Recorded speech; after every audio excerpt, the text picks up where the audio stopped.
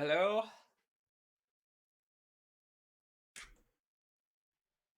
Let's see. Did I update my sock command yet? I did. Cool. Very much out of season, but it's been a hot week, so I figured I would compensate by wearing wintry socks to summon the spirit of winter and coolness. But hello, Lasnar. Welcome, welcome. So we don't have. It's gonna be a pretty short stream today. There's only like an hour left, I think, in the green chip assembling, which is not a ton. But I want to make a good outpost, so I will play a little bit longer than just getting all the achievements. Because I had an outpost idea. You can kind of see it here. Do I have... Okay, cool. Headphones are in the correct output, so I can actually hear the game. But I wanted to reduce entity count a little bit per furnace and assembling machine. So I think this is decent. It's not a significant decrease, because most of the inserters are outputs rather than inputs. But I think I can reduce the inserter count by like 20 or 30% by doing something like this at the cost of idling more assembling machines, which also means you're idling more inserters. I'm not entirely sure on the balance yet. I'll have to do some tests at the end. But since we can't really expand, because you can see if I zoom out, it drops to 58.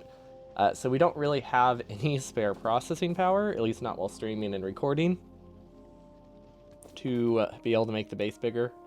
If I had switched to Invenc, I probably could have gone a little bit more outposts.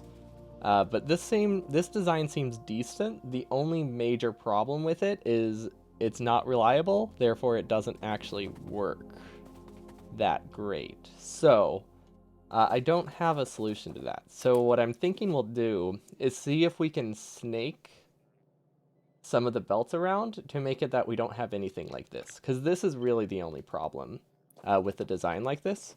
Let's see, we don't have any other research. Good.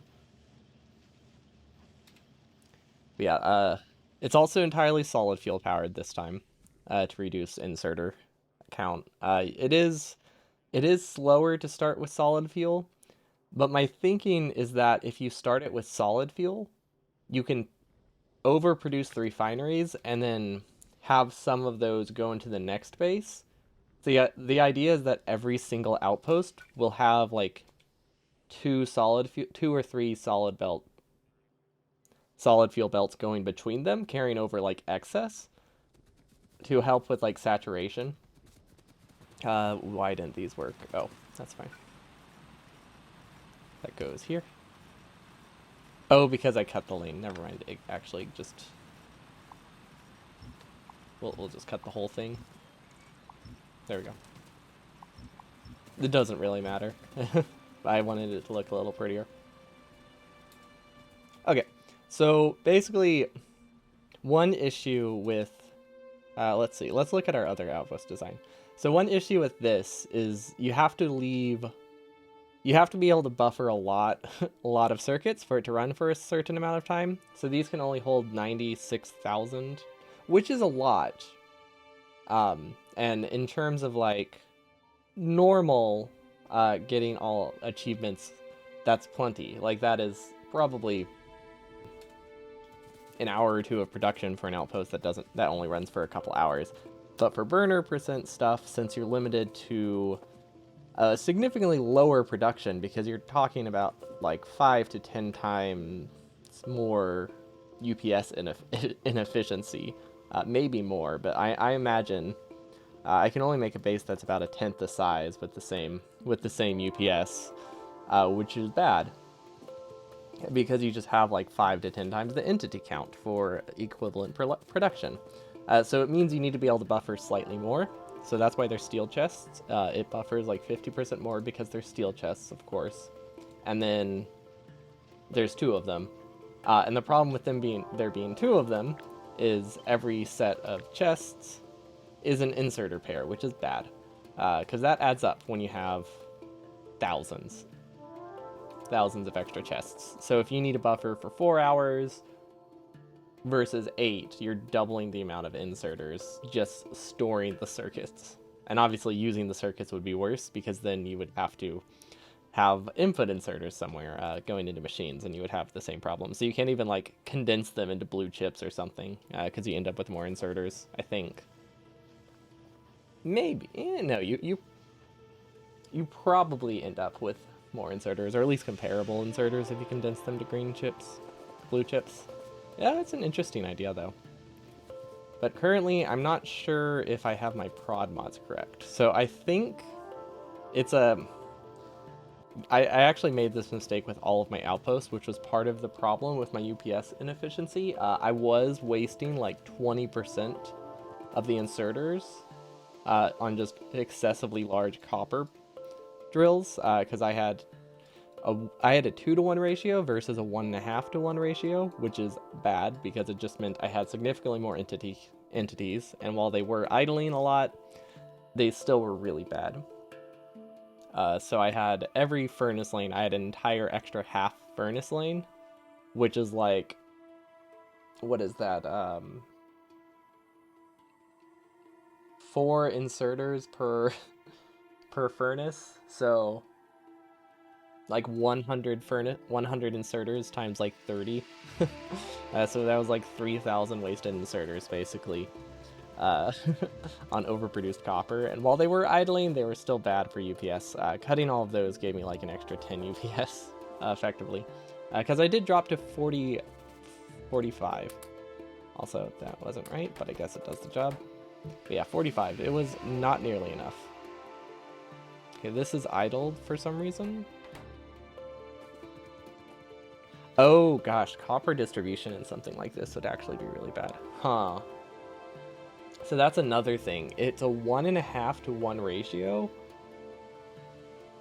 which means ore balance has got to be awful. Downgrading to from a red to a yellow, like a third of the way through, could work. But the problem with that is that you have, like, they're having trouble grabbing from a yellow belt. They definitely can't grab from a red belt, so that wouldn't be consistent.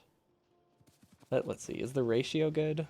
Okay, so these are not backed up. Where else did they come from? Those are not backed up. Those are not backed up. And these are backed up, but that might just be because it ran for so long. Because I think they are resource limited. Like, they are currently copper limited rather than inserter limited.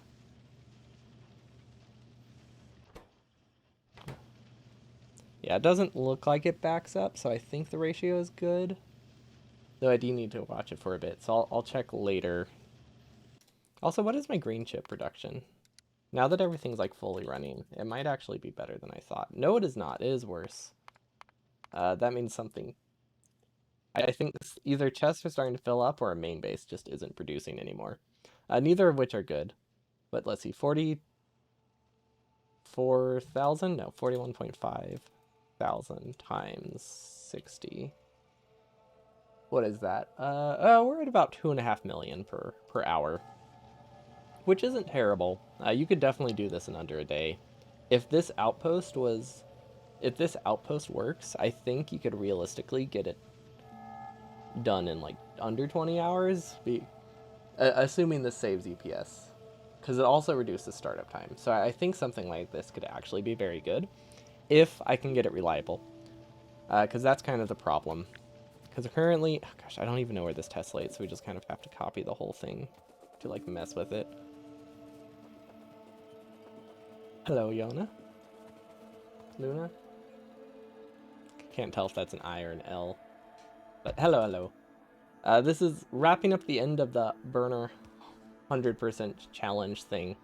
Currently, we can't expand the base anymore because we maxed out my CPU due to burner inserters being awful. Just completely awful. Also wasn't expecting it to be that much of an issue, so some of my outposts were slightly inefficient. I think I could make them like maybe 10 to 20% more efficient. But we capped out about 2.5 million green chips per second. Per hour. Which is, you know, that's pretty good considering it's only burner inserters and burner drills. But I have an outpost design idea that I would like to test. Congrats on the run. Oh, this one? Yeah, thank you, thank you. It was fun. I'm definitely glad I did it. It was... it was actually faster than I expected. I would not have been surprised if I was UPS limited, like, significantly more. Because I was expecting a UPS bottleneck, like at like 1 million green chips per hour, not not 2.5 million. So I am happy with the results there. Because it's just, I know that doesn't sound like a lot compared to like other mega bases, but you gotta consider that burner inserters, you use 10 times, 10 to 20 times the inserters and entities for the same production, which just directly translates to terrible UPS. But I think, I actually haven't done the math. Ooh, no, hold on. I could standardize it based on the amount of furnaces, maybe? Hmm. How do I do this? I'm trying to figure out how many... Let's see, where's out of range? Oh, no, where's out of reach. Okay, I'll just decon it real fast. I want to see how many inserters this uses per set. So this is for another one. But I think that's right. Okay, so this has 5 furnaces. Okay, so it uses 5 inserters per 5 furnaces, which sounds terrible, but that's actually not too bad. Because in the other smelting lanes, I'm using 5 inserters, or I'm using 3 inserters just for the furnaces alone, ignoring the assembling machines. So how much would I use in this entire lane? Is this one correct? I think this one's correct. I will have to subtract. Oh, this one's going to be difficult. These are actually oversized, so I don't know how. I don't know how to measure the inserter count here because this is not a properly sized outpost. I guess I could copy. Um, okay, I think I know what I can do. I can assume this times 2, so that's 420. Hold on, someone's at the door.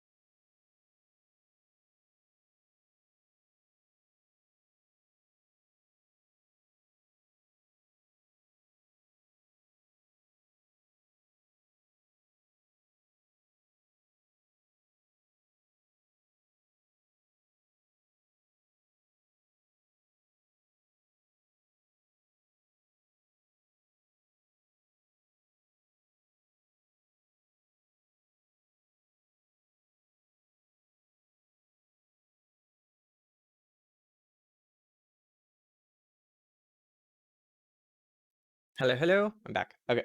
So we had 210 times 2, so that's 420. Blaze it. Okay. Switch back. And then all of these. We can ignore these, I think. Yeah, we can ignore the cold distribution because that would be pretty standard. And then 480. Okay, so that's 900 inserters for this kind of layout. For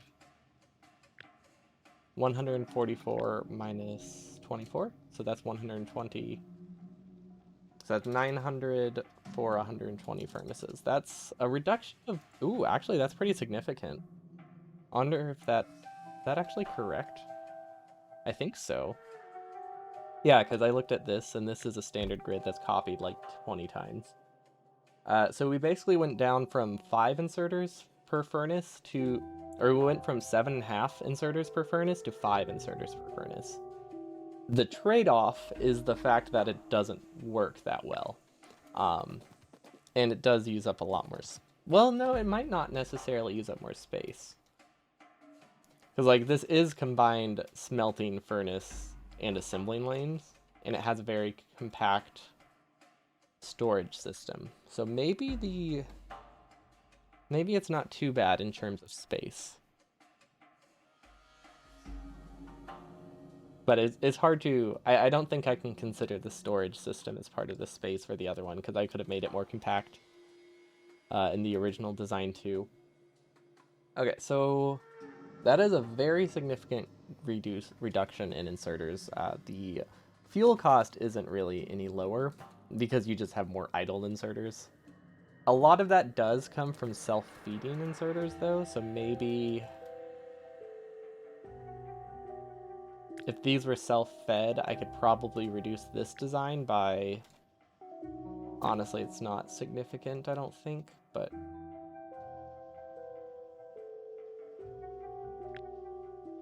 Yeah, I could probably reduce this design by like 20 inserters. Yeah, that's still going to be like 7.4 inserters per furnace. So that's still a lot. That's also ignoring this drill lane, but the drills, again, are also going to be fairly standard. So there's really no point in comparing the coal distribution or the ore distribution. Hello, too.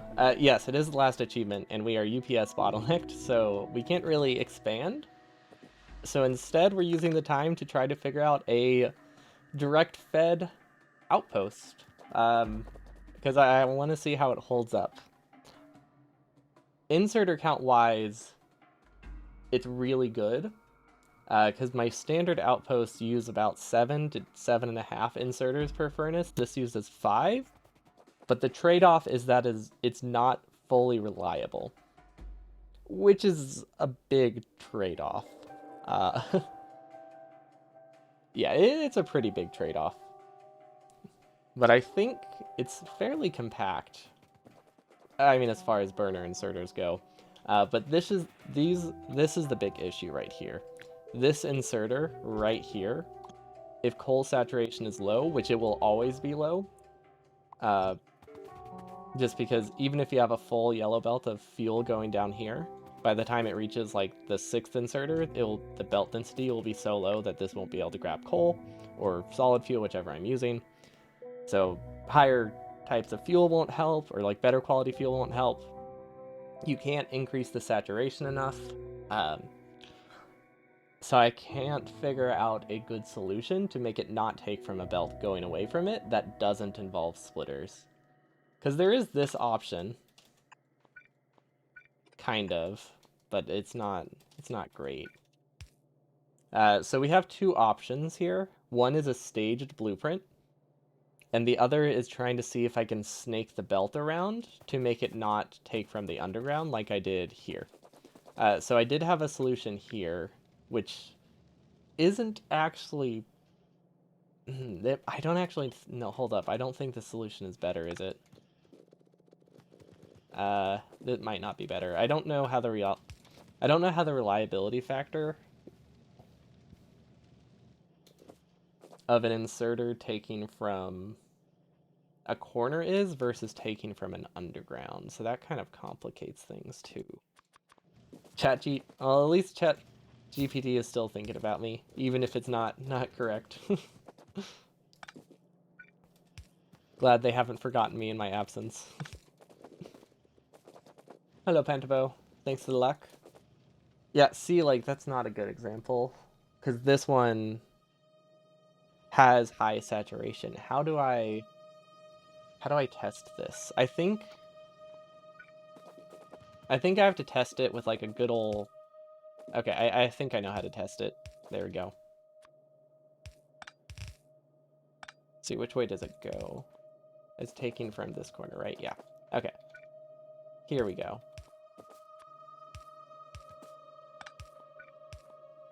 Something like this should work. Yeah. Okay, this should be fine. So that can grab from the corner. See, that had no trouble grabbing from it. So I think I need to override the stack size to give it like even lower reliability. From Anti's chat, trying to sneak your way into the greatness of bananas with pineapple. Oh, wait, you switched to pineapple. Nice try, but the truth remains, apples will never rule as long as bananas exist. That's like saying anti-Facian's obsessions with socks will make her faster than anti-elites. Damn. You're not lying, I am. I mean, I guess it's fair. I do post sock pics. It's a reasonable assumption for ChatGPT.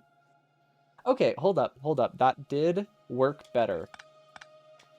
I think this is fine. Does it have less trouble if it has a lower stack size? Is this also more reliable? Oh wait, hold up. This isn't a great comparison. Because I also need to test grabbing from this corner as well, which is a pretty significant boost or change to the reliability. Okay, so delete this. Beef taco, beef taco. Okay, so that's not having a problem. What if I shift it over though? Okay, what if I shift it to the other side? That's not right. Okay, let's see how the reliability is if it's on the other. Okay, so as long as it's on the inner side or the left side, we're good. Having it on the corner is definitely bad. Or maybe it's just because it's grabbing multiple. No, that's better. And burner inserters are just so slow that grabbing from corners is like a significant consideration, which is just a testament to how awful they are, really. But this is definitely better, slightly. So as long as I have coal on, or fuel on this side, we have decent reliability there. We can never mirror it, but that's okay. So yeah, that helps with... Oh wait, am I testing the wrong direction? No, okay. So now we also need to test. This is how it works. Okay. So it goes here and here. That should work. How much time? Probably like 30 minutes, I think. Because it switched over to 19 million about 5 or 10 minutes ago. So actually a little less. We're producing 2.5 million per hour. So we're pretty close. Probably less than 20 minutes. Okay, but reduce the stack size. See how it works at the absolute lowest saturation I can think of. The burner percent was faster than anti-elite's first 100%. That is true. I wasn't fighting biters, but I did only use burner inserters, so that does make me feel good. Okay. Will that ever run? Oh, the timings are awful. But it looks like it might work. That's safer. I think that's the best we can get. I don't think we'll ever get safe. We'll just get safer. So we can do that with the iron. I don't see a great way to fix that with the copper, because the copper is a lot more dense. Wait, hold up. This copper. Yeah, this is the one.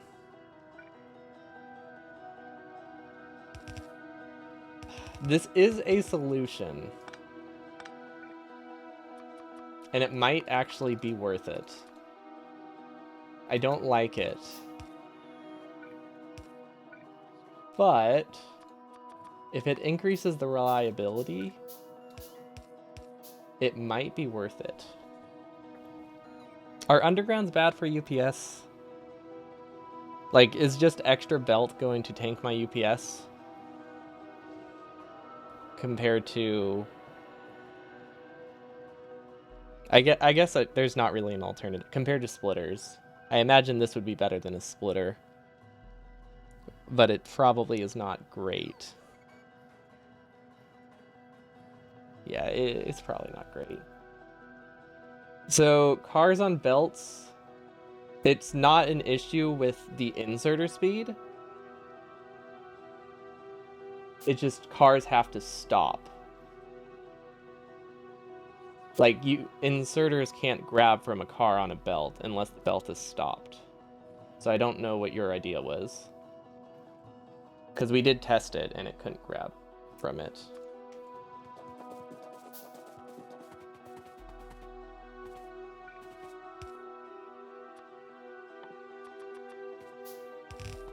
Is it just like super location specific?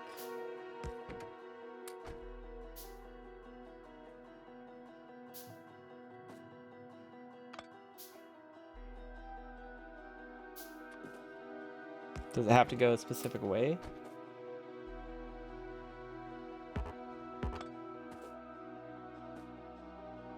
Because I genuinely do not know what your idea is.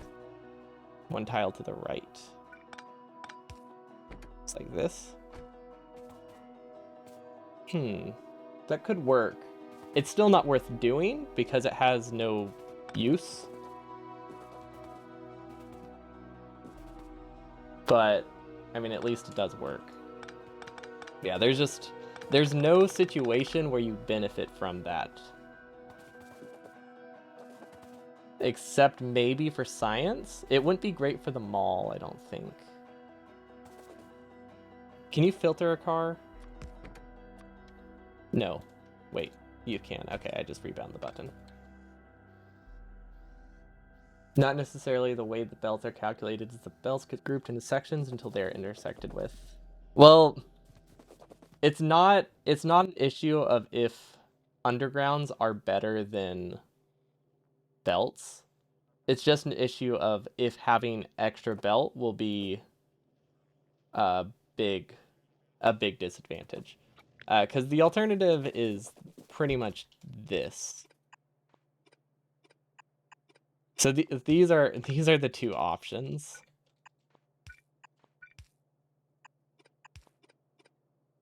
So it's either a lot of belt or like 2 splitters, which is I can't imagine good. But yeah, I don't know. I'm trying to think what a car build could be used for. It doesn't increase the reliability of anything. It could be good for labs. Yeah, more belt probably is better than 2 splitters. The reliability, it won't be perfectly reliable, but it will be better, which is something. Let's see, how's our lab build? I guess if it wasn't a beacon, for a non-beacon, maybe for a non-beacon lab build, I could see cars being good. Or even like mostly beaconed.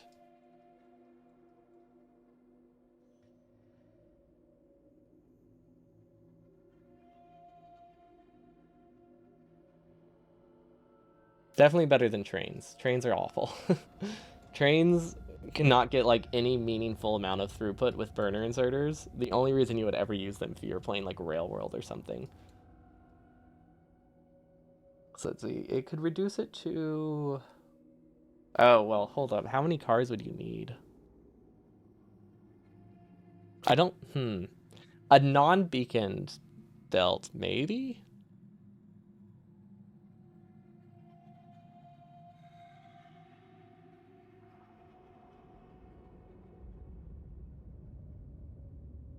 For green circuits? Interesting. Yeah, feel free to share that. I'm curious what you would use it for something as simple as green circuits. Like, I see it as an advantage maybe for something with like six or seven things like labs. Anything less than that, you're sacrificing throughput and reliability.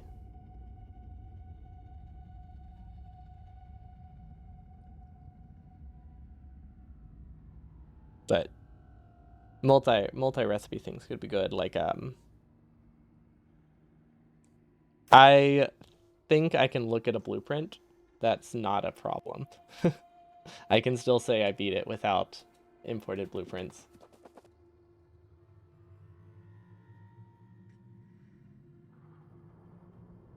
Wait, hold up. I guess there is one very important question too. Well, that makes it not. Okay, so it could be like a pre-bots build, and then that's about it.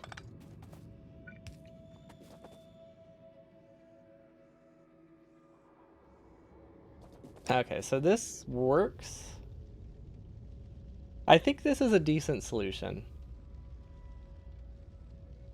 Oh wait, hold up.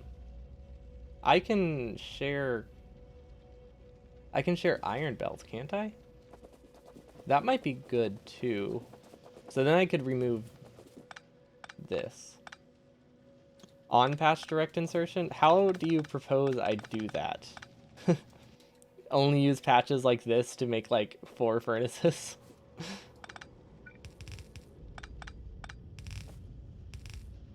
Oh, but that's on the wrong side, so that's actually worse than an underground. So that does not solve the problem.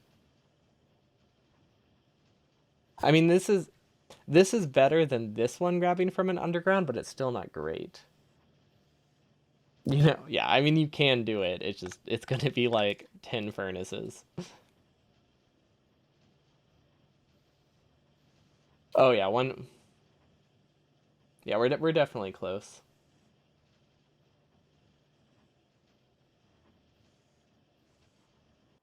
Because we can also do this, right? It's pretty accurate. Nope, we cannot. I don't know why I expected that would show me more. So that doesn't work unless I cross the belts to minimize corner grabbing. So then I would have belts going like this. No, that doesn't work. Never mind.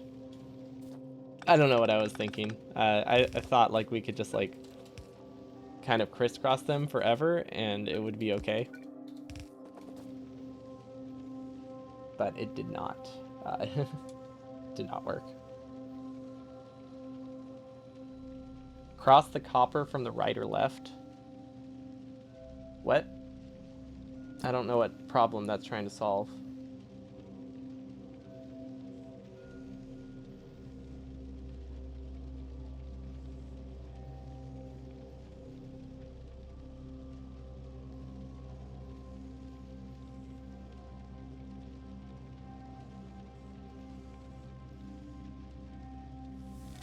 Ooh, oh wait, that's it. That's every achievement. Only took 29 hours and 13 minutes. You know what? That is sub 30 hours. That is pretty good. We did it. Burner inserters, burner drills, every single achievement. We did fail once. We did fail, but that's okay. We got it the second time.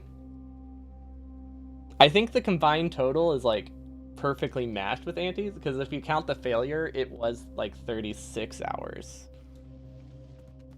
It's pretty close. Outpost experimentation. Okay, so now that we have this all done, I do need to double check. How do you... I don't know. I was looking to say, how do you spell experimentation? 38 achievements. That is it. Oh, it also included... That's perfect. Wait. How did it have a no spoon failure Beef if it taco, was beef 37 taco. hours for like the final one? Yeah, you can. Yeah, I have my DMs closed. You can post in the chat. It should work. I think it fits. Yeah, some of the servers I ran got bot rated, so I just ended up closing my DMs. I thought his stream was 37 hours. Or I thought his final run was 37. Was it not 37? Because I was thinking like a no spoon failure would be 8 hours, unless you just gave up thinking it wasn't possible. Oh, okay.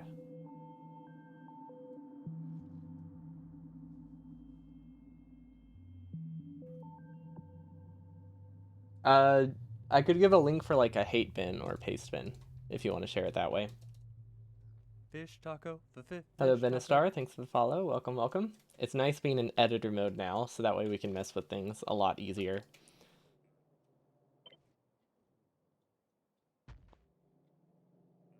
Okay, so there isn't... I think staged blueprints is just going to be... I think I just have to make it staged. Because I don't think...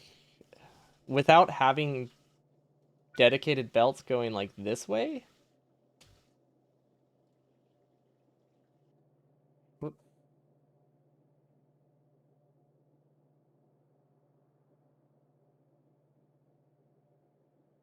So 42 minus 37 is not 8. You don't remember why, but there is a failed run of some sort. I mean, it could have just been like given up early. That's something that happens too. Does Pastebin not... I don't think Pastebin likes... Maybe Pastebin doesn't like Factorio strings.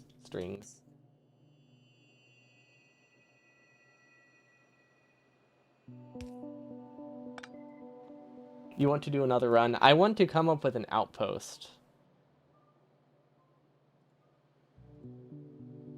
Yeah, no, that link's not working. I don't think it likes the base 64 encoding that I think Factorio uses. Because I've had problems with other games that use similar text styles.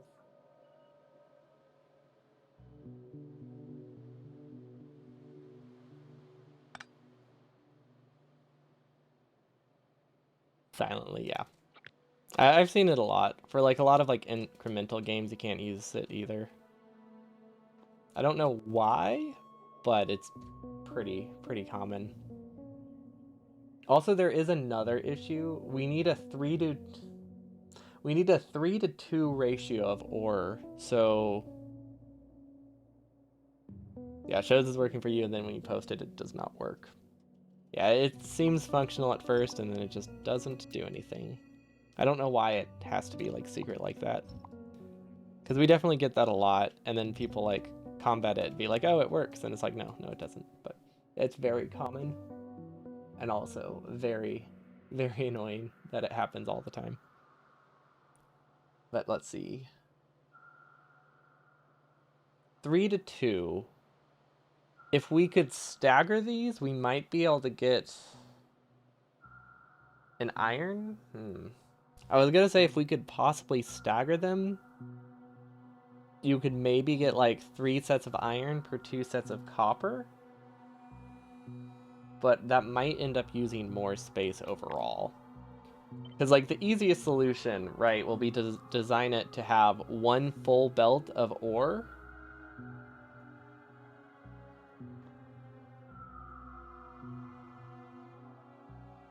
Yeah, I mean, now that I know that it's the one tile gap, that definitely helps. So I think it could be decent for labs. The only problem is that you just have so much wasted science, so you have a lot of like... You have a lot of stalling when it comes to sciences. Like a lot of stalling. So you would need like a ton of like 20 cars. So prod 3s aren't great, mostly because they're incredibly expensive. But we don't want to slow the machines down that much. Because if you slow it down too much, you do actually lose production from it. So we do use prod 2s. We could use prod 3s in the copper just to reduce the... I don't know if that's worth it, though. So, like, the way we have it right now, it's furnace limited slightly, but not by a ton because of the prods in here. So it works, like, pretty much perfectly full time. And it works pretty nice, so none of the furnaces back up. If we add prods in the copper, we might be able to reduce it to be closer to a 1-to-1 ratio. But you do have a lot of copper backing up if you do that, which I guess isn't a problem. But that could work for the balance purposes. What would that do? It reduces it to 0.7. It reduces it by, what is it, 14? 10% or something? Now that doesn't change it. That doesn't change it a ton. And I can't really justify using prod 2s just so I get less copper on a belt. Because those are very, very costly for something you need like 10,000 or 5,000 of. It would be like 5,000 or something. That's not actually a ton. That's not a ton of prod 2s, but it is a lot of prod 2s. But yeah, prod 1s just seem like a decent balance. I did try prod 2s. Remember, power is also a concern because I can't use nuclear. So I kind of wanted to reduce just needlessly increasing the power consumption. But it is something I can consider if it's the only way to get the balance. Actually, what was the problem with prod 2s? Oh, okay, when I did prod 2s and didn't have them be ore limited, I think they were output limited, but that might work. Actually, is that the perfect ratio? 0.6? Because this is 0.625.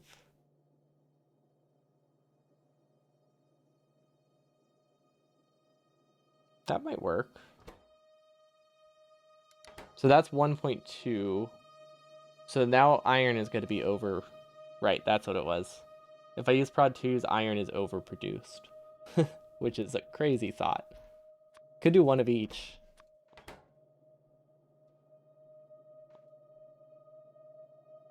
.635. That is that, I don't think that's perfect, but that's pretty close. I don't know how important it is to make these work perfectly. If it gets me extra resources with less entities, it's probably worth it, even if they idle. Maybe? I don't know if you're getting any less entities out of it. Yeah, I'm thinking staged is kind of the only way to make it work. So my idea right now, instead of messing with all of the drills, or instead of messing with all the belts, what I can do is not place any inserters until the belt is completely backed up everywhere, like 10 minutes later. Which is a lot of idling, but the alternative is to have like 1/4 of the entire outpost die. So losing 10 minutes of production is definitely better than losing 25% production for like 5 hours, which is why I think it's worth it to do staged, where the coal just comes way earlier than everything else. It's like if I back up the entire thing, which we'll probably just do it like this. Is this right? I never remember which direction these go.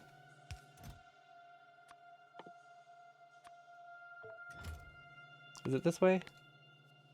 Nope. Nope. Did it again. Why can I not? Okay, there we go. Okay, so I want to see what happens if we saturate this entire belt with fuel, which we can't really speed stuff up. Maybe I should be editing it in a different file, huh? Outpost experiments. Yeah, let's just take this blue. Yeah, because we can't speed up anything, can we? Nope. Yeah, doing testing when you can't speed stuff up is not great, is it? Definitely not not a good idea. At least these won't take too long to back up, so maybe it'll be fine. Yeah, we'll finish this test and then we'll just go to a different file. Okay, so they're all fully backed up. Actually, that didn't take that long. But the coal will also be a lot lower.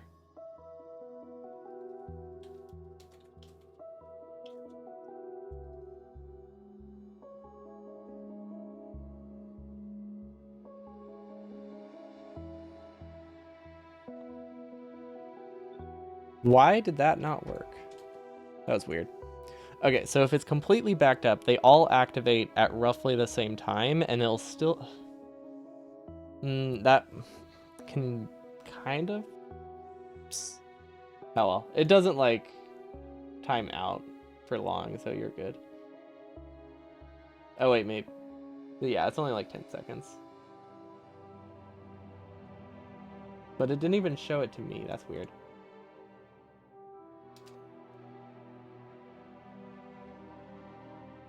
Okay, that one is spelled correctly. Sorry about that. Slough. Yeah, let's see if this works. It does show things. Okay, let's see. Import string. Why the trains?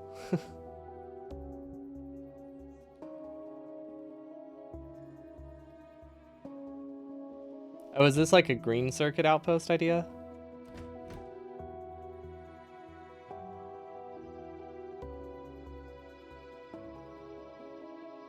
Sloth? Is it? I guess it would move down slow, wouldn't it? Not sloth. I've always pronounced it sloth in my head. Speed modules, interesting. Oh, I guess to get like a 1-to-1 ratio. Trains are not needed. Yeah, trains. So the issue is we're UPS limited right now. So if this is a green circuit idea, having any chests like externally elsewhere is just drastically increasing your inserter count to make it slightly more compact. But I mean, you can just add spacing here, so that's definitely fixable. So cars go here, and the solution and the thing it solves is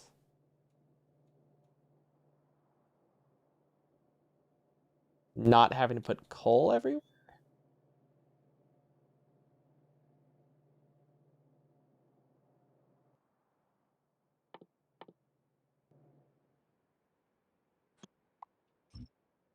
Will this fix our UPS? Oh god.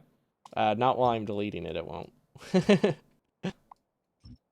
Okay, let's see. Can we speed stuff up now? Look at that. We have UPS again. Okay, cars. Probably with some kind of filter, I imagine. Or we're just relying on hope, which is possible.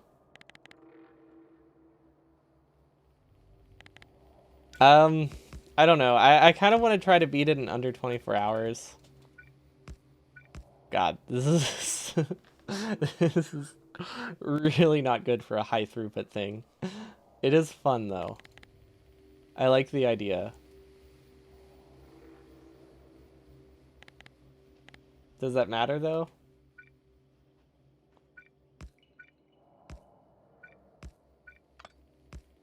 How did the loader belt even work? Oh wait, is it?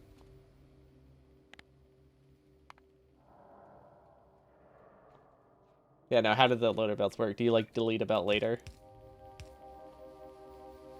How many cars is this supposed to be using?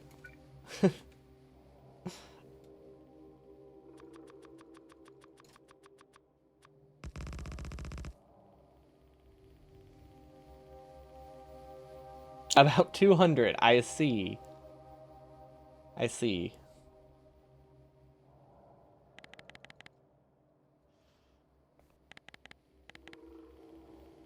Yeah, I'm not doing this. I appreciate the effort. I'm not clicking this many times.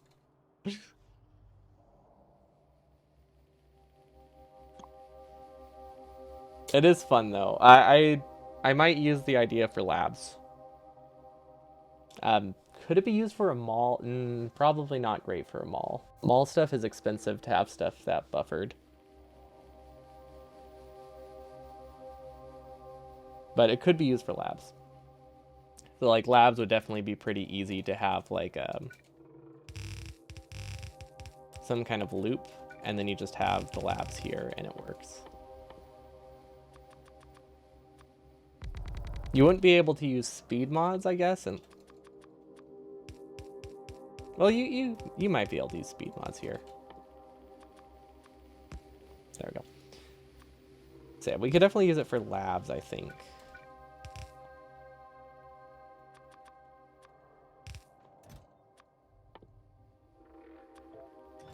It's like you would just have something like this instead. And I'm just gonna feed it, like, how do I get rid of stuff? I'm just gonna give it nuclear fuel so I don't have to think right now. There we go.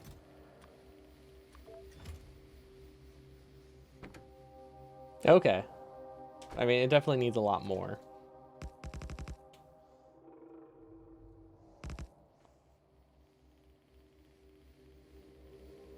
But that could work. Because how manual would this be? I think this isn't super manual, because you could do it... You would have to do it after blue science, probably. I think you would have to do it after you set up blue science. Because it's way too expensive to do early. So you basically need 1 car per 2 belts if you wanted to actually run full speed.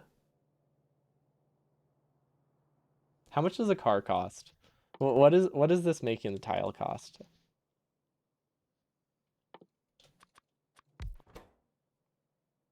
It's actually, I mean, that's like blue belt cost, right? Yeah, pretty much perfectly. So it's equivalent to blue belt. Interesting. In terms of raw iron. Maybe a little lower, but roughly 50 iron per 2 tiles.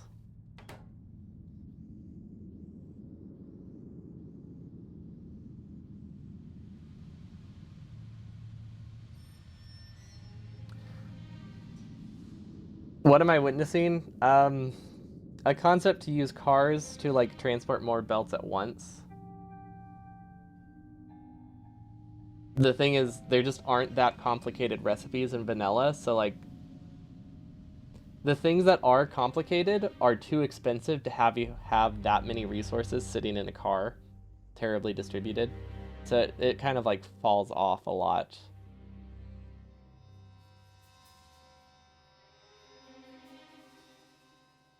Really, really fast. But it is a fun concept. The transportation of science is not a good idea, but to have the production of all science in 1 car loops. Good. Well, you gotta consider that science is always awful. But I think for anything that you can use this for, science is the only thing that I think would really do well. Or maybe a mall. But even a mall... Malls aren't that complicated of recipes. You could use it for like refineries and stuff. It would be useful for refineries and chem plants. Having to manually like place all the filters sucks though. Because you can't use bots to place a car. And you would have to filter the insides to make it actually functional. I won't use it, but I like it. That's that's my thoughts on it. It is fun. Oh my god. I didn't even consider deleting it. You can copy and paste. Yeah, but that's still like a lot of work because you have to do it by hand.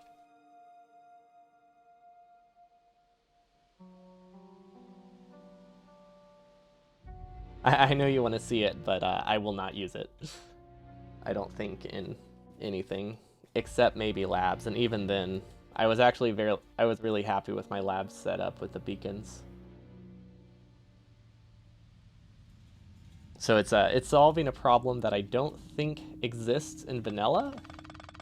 If you were playing like space exploration or anything where you have more than like 10 resources, it definitely has more advantage.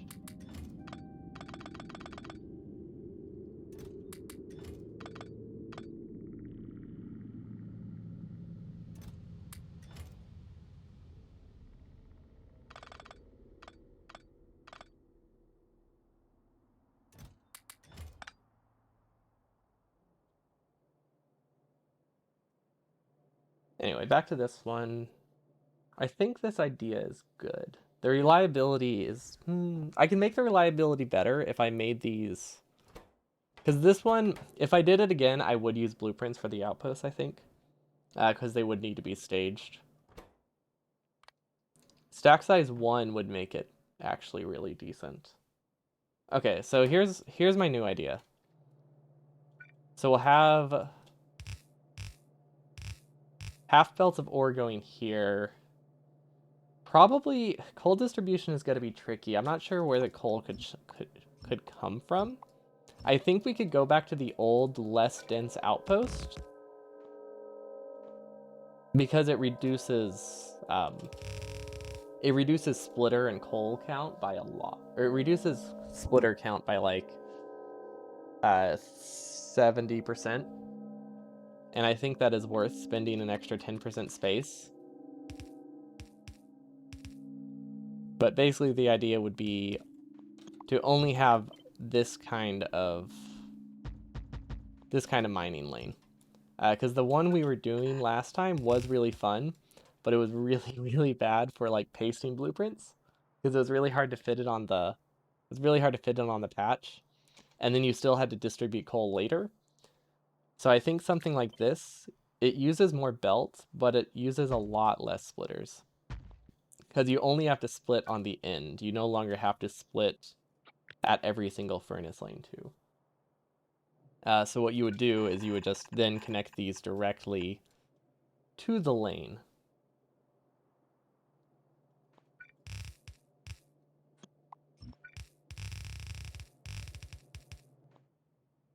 Which I think is not terrible. Definitely, this would be the best for coal saturation too, I think. Because then you can do all the coal distribution for the ore. You still have to be very careful to paste all the burner inserters later, but yeah, I think this is an option. So all of the outposts would then look like this, and it would probably, you would need a splitter on every single lane, which is kind of annoying, but you need one you always need an inserter for every row anyway, or sorry, a splitter for every row, so that part's not any different. So yeah, it would look like this. Ooh, this last lane isn't usable. Okay, so you do also need a splitter at the end, but that's okay. Actually, there's probably going to be a compressor, so it might not even matter. Okay, so that's how we would get the iron ore, I think. As long as I'm very careful about overproducing fuel, I think this will work well. And we probably want to make sure everything is saturated. Actually, no, that doesn't matter that much. Because if we're doing a stage blueprint, it doesn't make a huge difference if the belt is saturated because we're not going to paste anything. They're both unusable. They're both unusable directly. So this one doesn't have ore on it. This one doesn't have fuel on it. So they're both unusable by themselves. So if you want to use either of them, you have to split it. But I was mostly talking about this one. Because it's fine if this one just stops, but this one has ore in it, so you wouldn't want to stop it. But, I mean, that's it's an easy fix. You can, like, we can do this. Like, we can add the fuel here. It's just not doing anything. Because normally I would have ended it here, but if I just copy it down one tile, it's fine. So I guess it's a splitter here or a splitter here. It doesn't make a difference. And then this one does need coal. Okay, I mean, that has a decent density. This is a density of 50% versus 67, which is pretty significant, but on the other hand, patches are huge. So we can still get like 10 belts of like, we can still get like 10 red belts of iron per patch.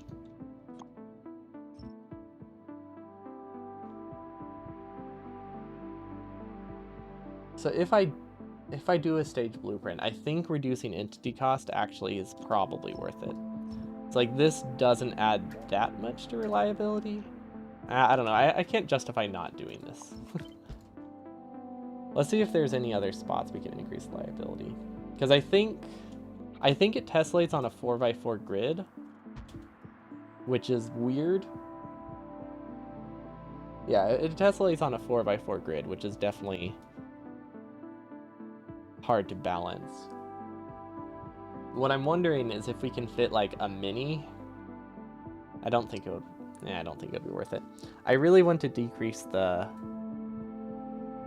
I really want to improve the balance, but I don't think it's possible. Unless I use an extra splitter.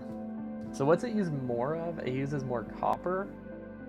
And currently, is it a 1-to-1? I don't think it's a 1-to-1. Now that I'm thinking about it, I think there's a weird number of belts. So this is 1 belt of iron. 1 belt of iron? Wait, is this middle belt of iron even used? Is it? Yes, it is. Okay. So 2 furnaces.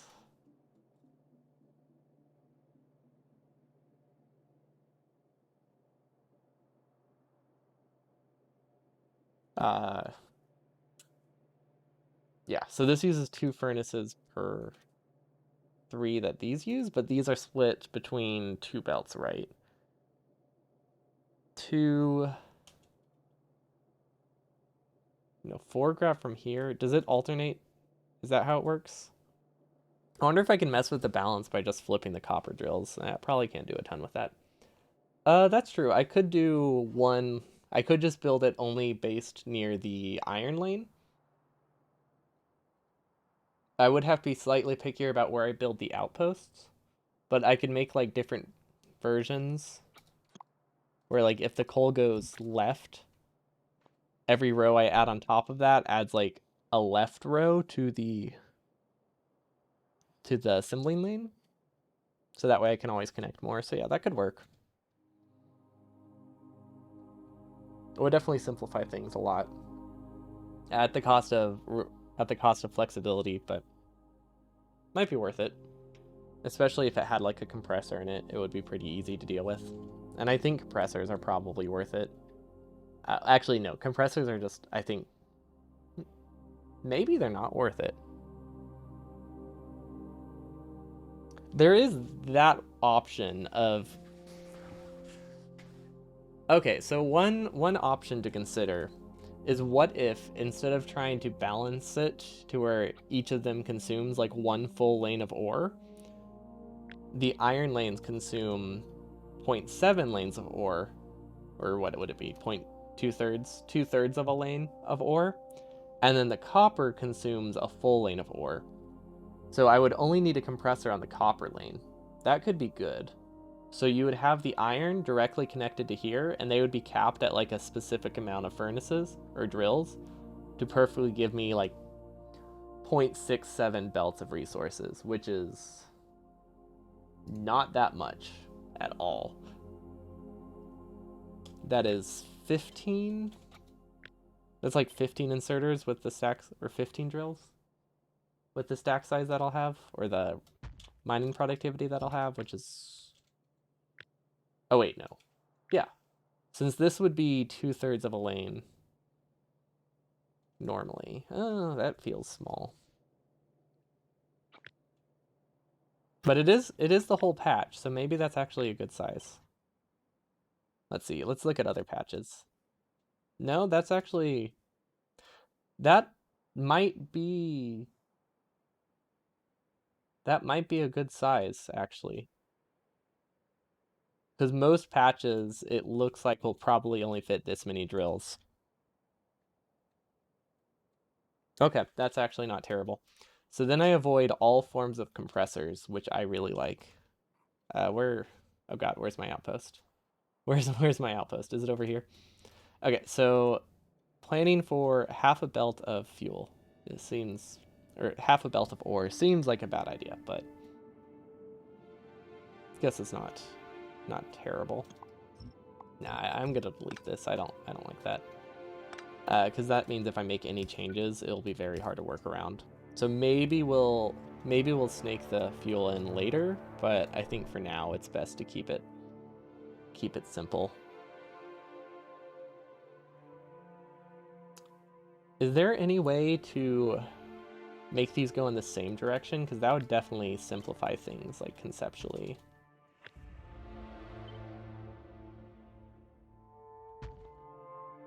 So these are actually in line with it, aren't they? Okay. No, it doesn't actually work that well. I was hoping I could build it, like, directly up against the patch, but you have to work in...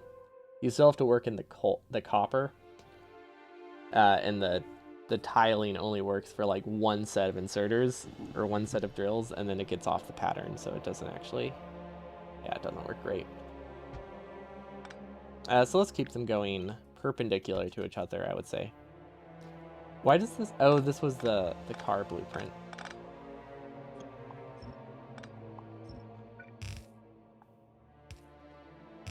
Okay, so if I'm doing it this way, I don't think it matters which side the coal is on. Not significantly at least. Or I guess solid fuel is what I'll be using. So let's hook this up. Do we have mining productivity? Let's test it without mining productivity to make sure it works at 2/3 of a belt. And then for solid fuel, I might do on patch production. Actually, no, I'm just gonna do an infinity chest.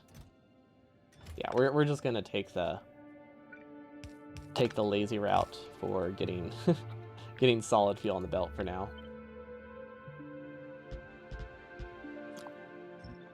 Yeah, for entity cost, definitely we can replace a lot of them. But I can't do that yet because we want to make sure it works first.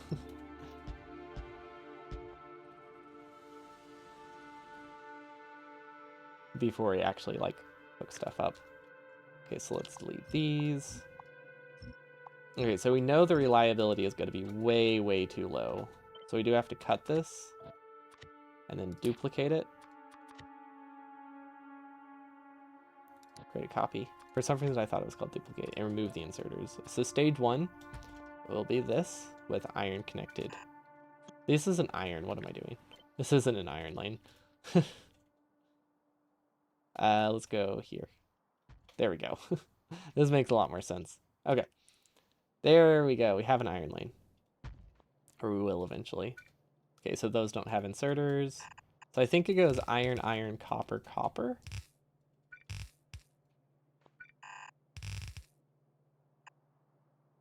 Because this is, yeah, this is copper, copper, iron, iron, copper, copper, iron, iron. Which we don't actually need to copy the last iron, because I think it's supposed to tessellate to the left and right.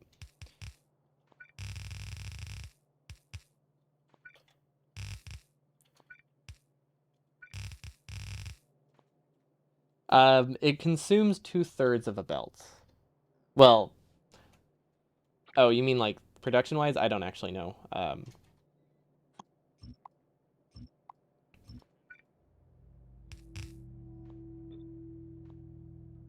Yeah, I'm not actually sure on that. We haven't tested it with much yet.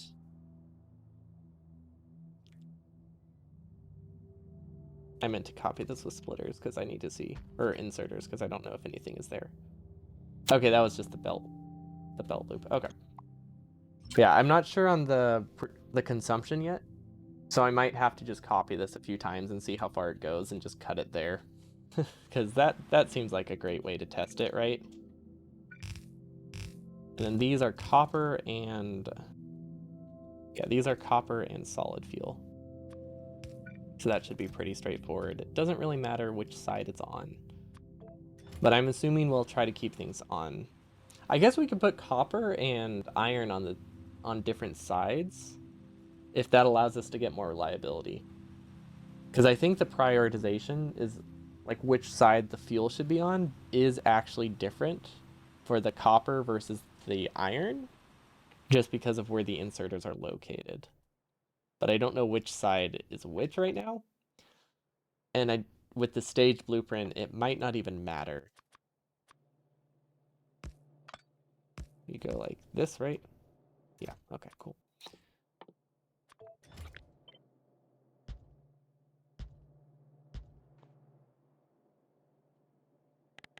I really hope I pasted those right. Okay, so the fuel is backed up, and then we can paste these. Oh. Okay, I'll need to make a new blueprint then. One that doesn't have this cross, because I did remove it. Okay, blueprint. And then, I don't know why I made it relative. Okay, it doesn't have power. Okay, let's see how much it consumes. I'm gonna go with no, it does not consume the whole belt, because that's only 8 furnaces. So it is consuming the full furnace, so we know that much. And is it 6.25? Yeah, it's 6.25. Or 0.625, sorry. So we know we're getting 10 per second divided by 0.625. That is 16 furnaces. So it can actually be 2 of these in a row. Oh gosh. How does this tessellate? I thought this had like a perfect tessellation somehow. There it is. Okay. There we go. Okay, this is right. This is 16. Okay, so this should consume the entire belt. Unless I'm completely off. I might be completely off. That or I don't have an entire belt. It's 6. Wait, is it 60 for a half lane? No, it's 60 for an entire lane. So 20 should be a half lane. Huh.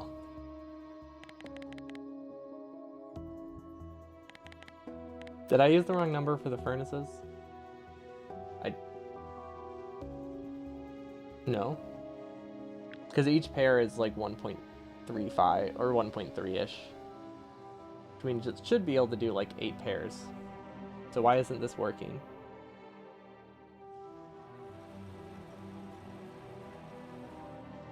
Okay, what's off? What did I miscount? Did I actually... Oh, wait, hold on. Did I do the math with stone furnaces? Might have done the math with stone furnaces. How long does it take to smelt a plate?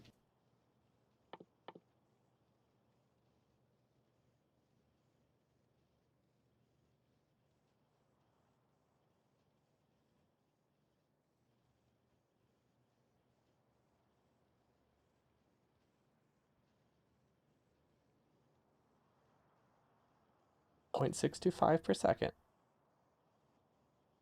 So what did I do wrong? Oh! Wait, do they need to be red belts?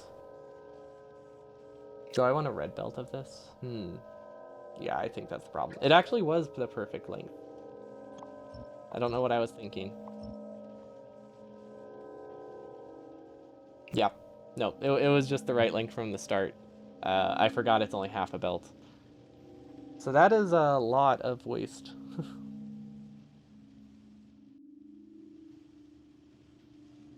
Actually, I guess it's not too bad. I mean, it's using like the whole patch of ore. Like, that's the important thing, right? So now we can copy it left and right, I think, somehow. We do need to move... Let's move the copper connections down like a few tiles, so that way we can copy things easier. Also get rid of the interface, so that can go here. And then somehow connect to this. I really want it to be out of the way.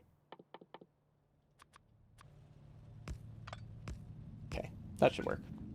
I just want it not copied. Okay, so this consumes 2/3 of a belt of iron, and should be an entire belt of copper, but for some reason it's not.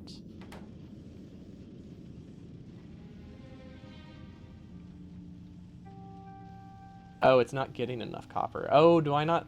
Okay, I think someone pointed this out last time, but I didn't fix it correctly. Yeah, the copper furnaces are not distributed perfectly, I don't think. I think that's the problem here. Because, like, you can see this one is very, very backed up, but this one is not. So let's see, this is getting... Oh gosh, how do I count this? I don't think there's an easy way to count it. I think we have to do it manually. It's getting 1, 2, 3, 4, 5, 6, 7, 8, 9, 10. So that's getting 10 furnaces, and then there are a total of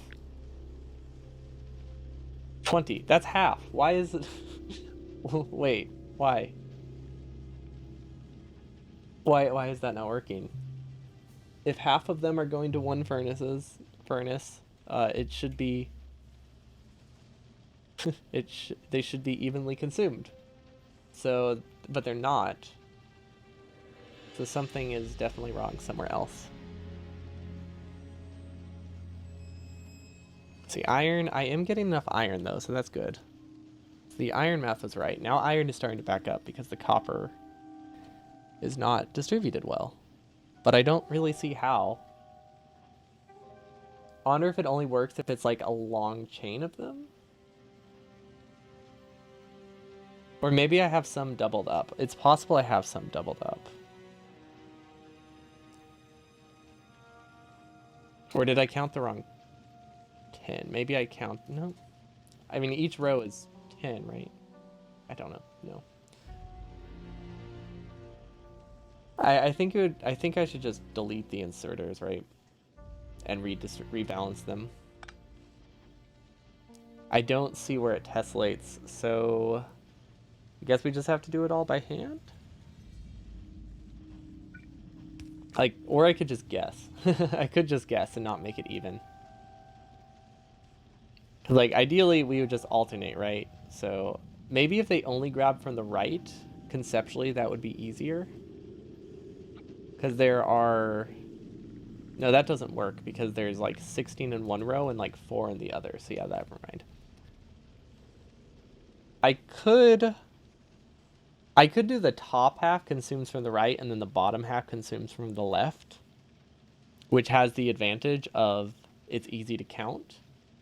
That's its only advantage, but it is an advantage. That is something. So yeah, let's just make the top ones consume from the right. Gosh, this is this is more complicated than I thought it would be. Welcome to the chat room. Oh, fun. I disconnected from my own chat. Gotta love Twitch sometimes. Okay. I just need to reconnect all of them. I don't know what grid it tessellates on. Is it a 4x4? It is 4.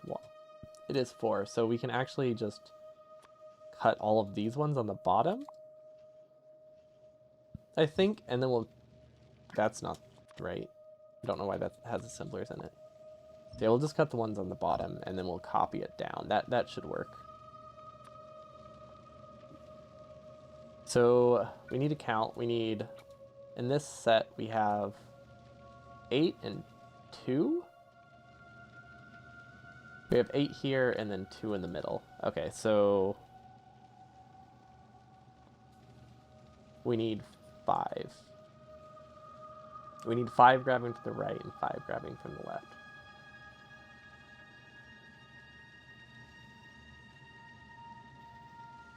And currently we have 1, 2, 3, 4. Ah, okay, so this one goes there? Is that the only thing that was a problem? That might actually be the only problem. Hold on. If that's the case, that's a very easy fix. So we can actually just paste this whole thing.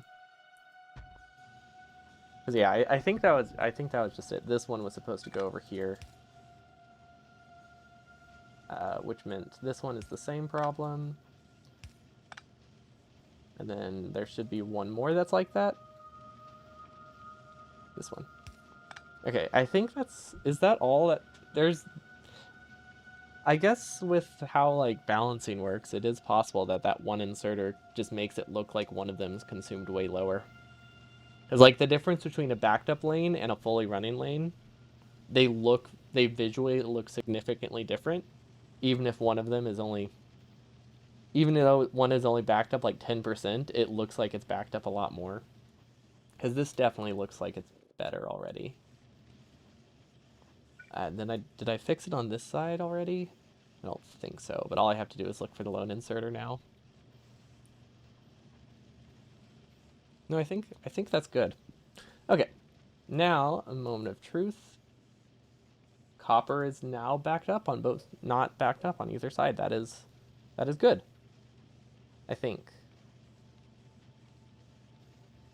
Yeah, no, it seems right. This one, is this one balanced out?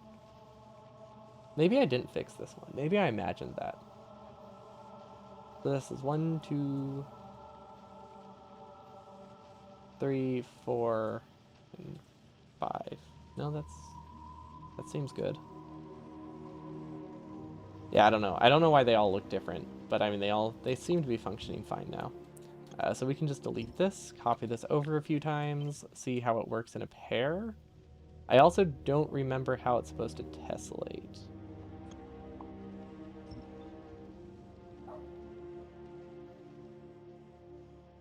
Huh.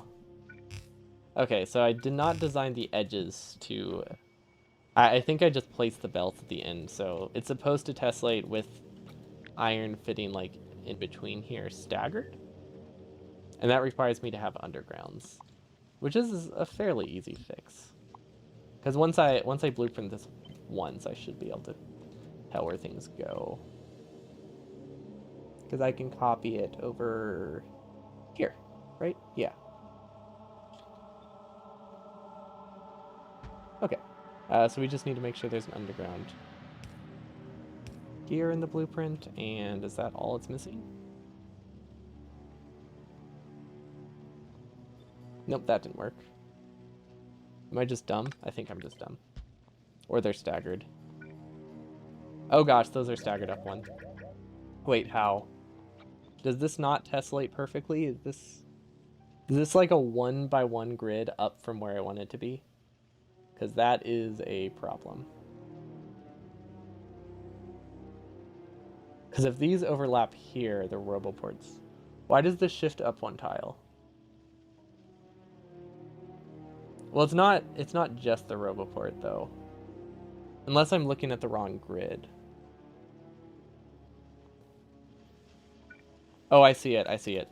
The right half is not in line with the left half, and I don't think that was intentional. So I think we just need to shift the entire right half up one step. Does that work? Yes. Does it work? Yes, it does work. Okay. So yeah, this was the problem. The entire right half is just one tile too far to the right. Or too far down.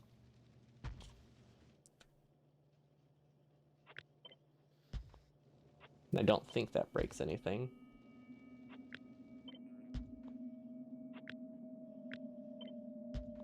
Okay. That should be better. All of these are going to die. Yeah, all of those are going to die, but that's fine. Okay, that should work better now. Because now, if we copy it...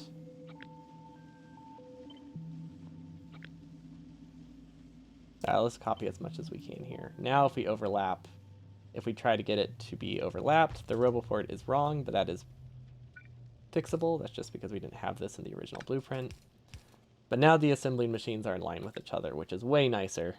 Basically, every time I would have placed it, the entire thing would have shifted up like a single tile. Which, now that I think about it, might actually be good. Hold up. If I shift it... Huh. Okay, so here's my thinking, right? What if I have it designed to where every time I paste it, it goes up diagonally 4 tiles? Or whatever this gap is. I think 4 tiles, yeah. So if every time I paste it, it staggers up 4 tiles, that drastically reduces the amount of belt I use. Because you don't have to connect the corners because they're just going to be shifted up. So this belt is going to be saved. which will save, like, I don't know, a grand total of, well, if it's yellow belt, a grand total of, like, probably 1,000 belt per set.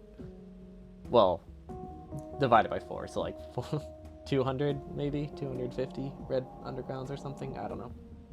Might be worth it. Yeah, but I guess that doesn't really matter for right now. Currently, we are just trying to see if this actually works. And how many we get from it is another important thing. But yeah, they seem to be backing up decently. Oh, and I don't know how that happened. I don't know how those were cut. Because those were not in the thing maybe they just never had an inserter to begin with. That's probably it. Okay, hopefully I took from the right side. 1, 2, 3, 4, 5, 6, 7, 8, 9, 10, 11, 12. I double counted an inserter. You know what would have been smart? To make some of the burner inserters like yellow inserters, just so I could count them, like with a blueprint, rather than having to like manually count, because then I could just copy and be like, oh, I have 10 inserters in this row that are yellow. That's 10 input inserters. I mean, they wouldn't have been powered, but it would have made counting easier. Okay, I think this is a decent outpost, actually. This is not, like, it's pretty dense, all things considered, for a burner outpost. It's very compact with the direct insertion, because the alternative is, you know, an entire smelting lane and then a ton of inserters. The only downside it has is the self-feeding, which is a really big downside. It does mean we have to stage the blueprint, but it's not an impossible task, which I think counts for something. And then we can have a lot of undergrounds too, which would be really good, because we can reduce entity count significantly. Okay, but how much can I reasonably get from a patch? Honestly, this is probably roughly the limit. But how much do... Ooh, wait, hold up. Do any of these use red belts? Nah, I couldn't use a red belt there. I was hoping to maybe use red belts, but because you have inserters self-feeding, red belts are not an option in this build. Like, at all. Which is not great. Like, I don't think there's any saturation level where a inserter can grab from a red belt like this. Except maybe, like, full saturation. So yeah, that won't work. Because even, like, it wouldn't be able to grab the ore either. Or at least it would struggle, so it would lose a lot of input speed. So is there any way I can make it more compact then? Because, like, this is balanced around not having mining. This is balanced around not having mining productivity. With mining productivity, I would be able to get like 30% more lanes out of this at the cost of a few splitters for a compressor. I guess that's not awful. Like, I can leave space for a compressor. Yeah, I guess that's not the end of the world. So I would probably design it around this size, with mining productivity. Like, probably 5 levels of mining productivity I think would be reasonable. Maybe even 6. 7 is like 10,000, I think.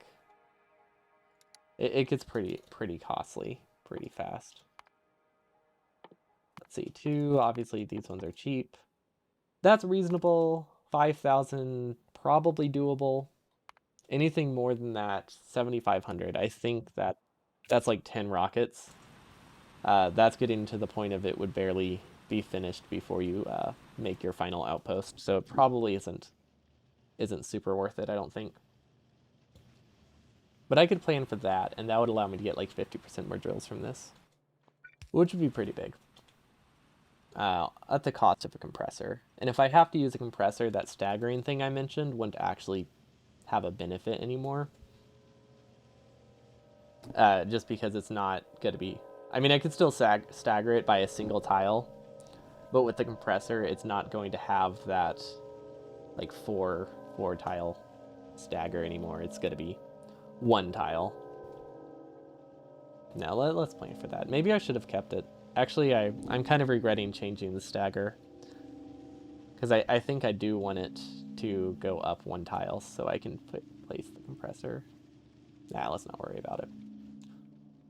And then we would have like a standard place where we connect the copper. Probably like all above. But basically the idea is that this and this would be one blueprint, and I would just paste it on the iron patches. I might be able to flip it. No, I can't flip it because of the burner drills. But I could cut and paste it. So I could flip it like this way decently. I don't think it would affect reliability that much because we decided to make it staged. So the first stage would be just pretty much everything, I guess. We can't reduce inserter. We can't reduce all the belts as much as I would like.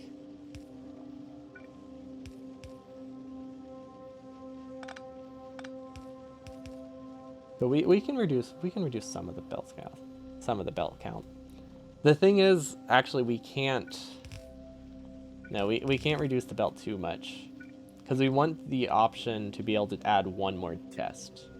Because this would only work if the base only runs for like 6 hours. So for the first outpost, you might actually want it to be able to run for like more than that, which means it might need 3 chests. And if it needs 3 chests, that reduces underground usability. So you would have to. I don't think it would ever need more than 2 though. Or 3 though. So we could do 1 underground there. And then where else? Where else can we get underground? So this is the same thing, but worse.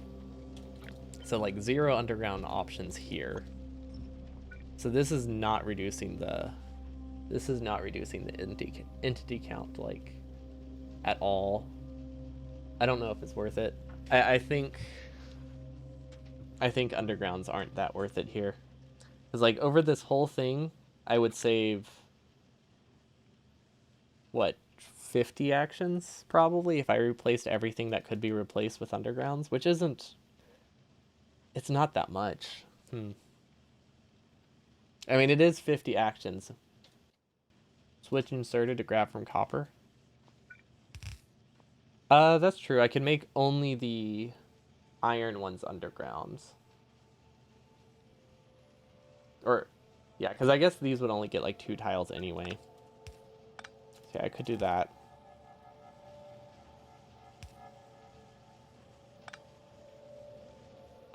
I wish I could do it for the top one too, just so it's consistent, but that's fine. But yeah, that's not a bad idea. So then I can make this completely underground, I think. No, iron is here. Maybe I should be basing it off of what the middle of the lane looks like. Like right here is how much space I actually have.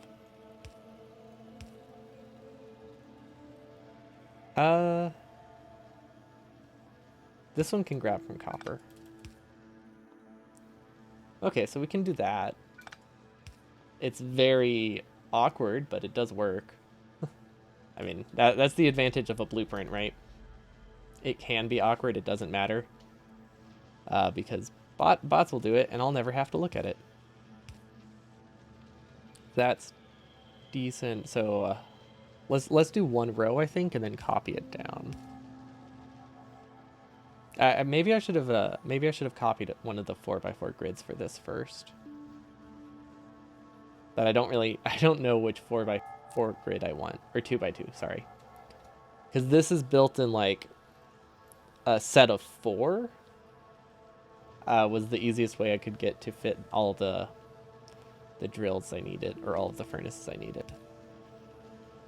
Okay, that one does work too. Okay, so copper. Well, because we're planning for copper to fill the iron one, we actually can't do anything with these. Except maybe save like 2 entities. Like 2. Trade 4 belts for 2 undergrounds. Yeah, that's not. I don't think I'm going to worry about that. Although if I had different staggering here and had these grabbing from the other side, I could fit a couple more. Could reduce the entity count a little bit there, but I don't think I need to worry about that too much. That's probably pretty low priority. Okay, let's just do the top half actually. Like that's probably, like that right there is probably worth doing.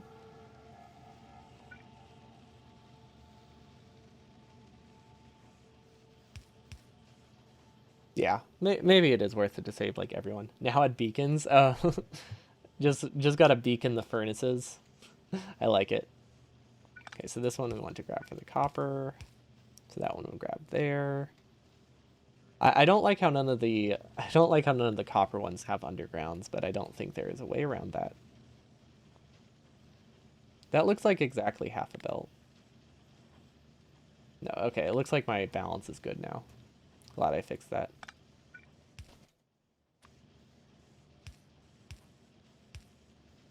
Yeah, I did look into beacons. It's just I could barely get 3 furnaces to fit into an assembling machine. I was not successful in getting any more than that. Also, you do run into the unfortunate aspect of if you use beacons, you get extremely input limited very fast. So it didn't end up saving entities, which was sad. Because like these inserters are running at like 80% speed.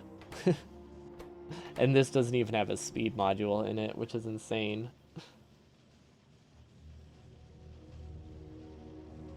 Feels like it would be possible to have only one of those copper belts. No. We use too much copper. Remember, a lot of this doubling up is for throughput purposes of the belt, not just coal distribution. So if we wanted to have a single copper belt, it would need to be a red belt, and then it would never work. We need 2 yellow belts, or 2 half yellow belts, is pretty much where the idea there. So like space-wise, we could reduce the amount of iron belts and copper belts. It's just you run into throughput issues, so it didn't end up being super useful. And like we can't even use a red belt at the start. Like it's so finicky. So like even like a downgrade from red to yellow would be risky.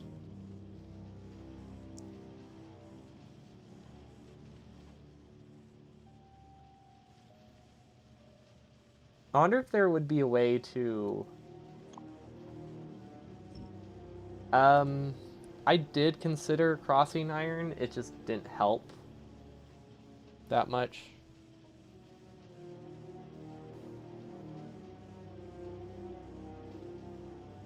But we could try it again, see how that runs. Because I think this outpost is actually really good. I mean, we can reduce some belts from it, but it's working pretty good. So if we were to cross from the right,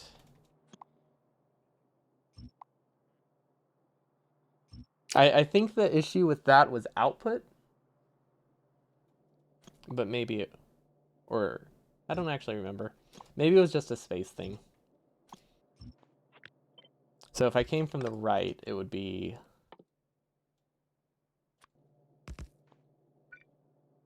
like this, and then this needs an input. So this would have the double output.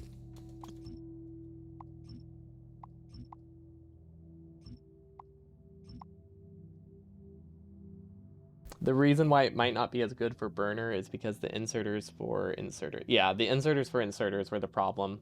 There were very limited options you could have for placing the direct inserted wires because you need a 4 wide. You need like a 4 wide gap to get 2 inserters, which is hard to get. And you can't even you just needed like a four tile gap like we have here. So having those crossed, I think I ran into an issue with the length of the underground maybe. But maybe if I stagger it correctly, it could work. Hello, Makeji. Welcome. We got 20 million green chips today. So we got all the achievements. It took about 29 hours. But I wanted to try to finish the new outpost because I think it was really cool. So this one uses all yellow belts, which is nice. Because it's a lot more reliable. It does require the blueprint to be staged, and would probably just require the blueprint to be made ahead of time. But honestly, it's not super complicated. It could probably be made by hand.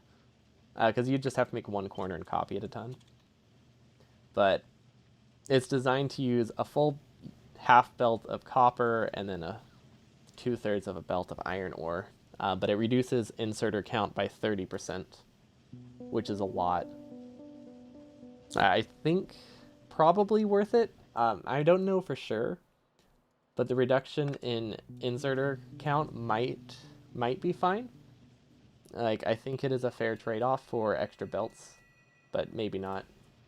I feel like that's one of the tricky parts about UPS optimizations. Like, how much does twice the belt compared to 2/3 the inserters or something?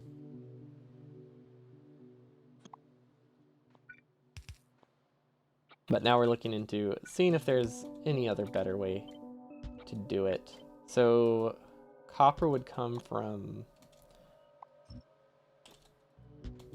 I think we can only get one from the top, right? Yeah, we can only get one. So if iron comes from the side, we can only get one here. Although there is... Maybe we don't need this belt. There is a possibility we don't need this belt here. But that would require us to also have a coal belt going this way. So we would have a coal belt going down, copper going down, and then like an iron belt going to the right. But I mean, if it's a blueprint, that's fine. Because this could be the copper belt. No, it can't.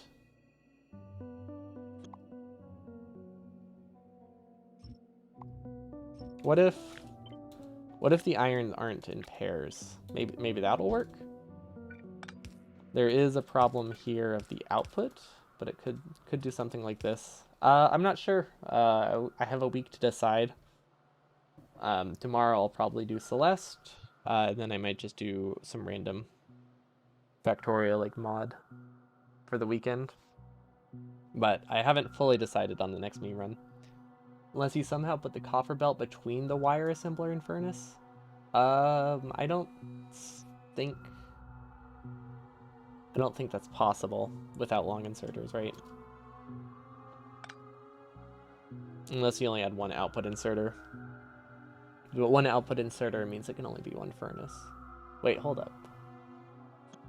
Yeah, one output inserter is one furnace.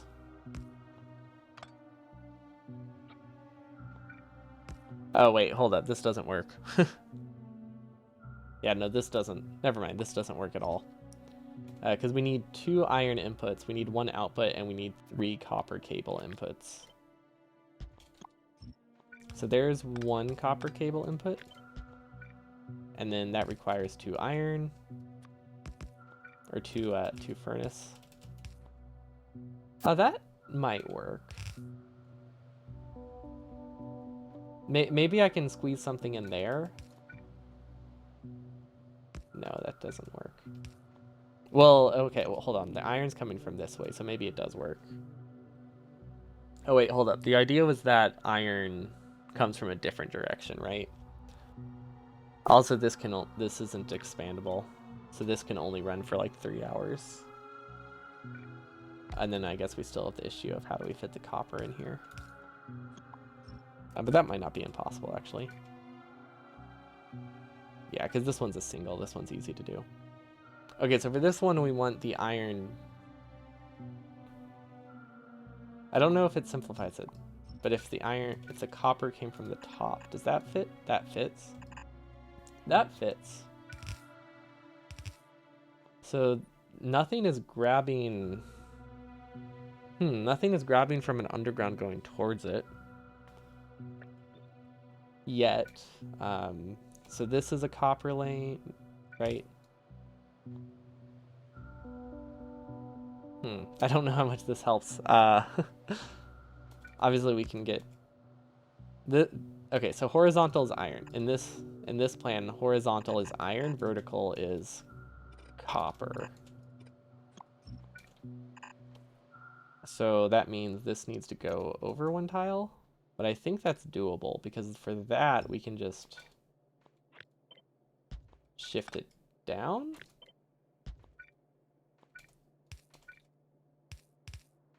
Like we could do something like this. It's not impossible. It's definitely not compact, but it is reliable, which is something.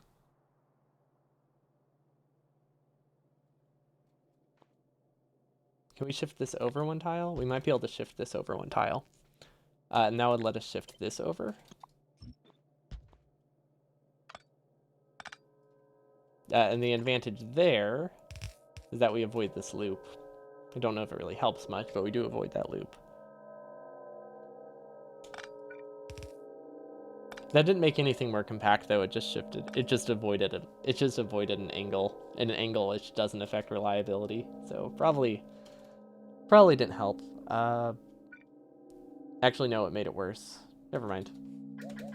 It was good to start with. Because we want this on the side, I think.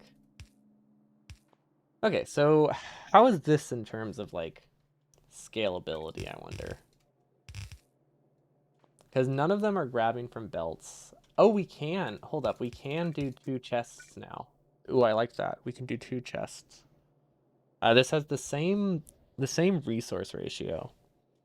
I think it takes up a lot more space, but maybe not.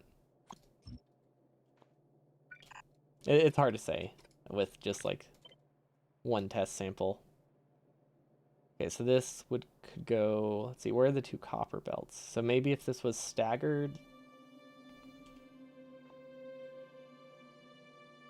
Now they're in. So the iron takes pretty evenly from the 2 belts, so that part's easy.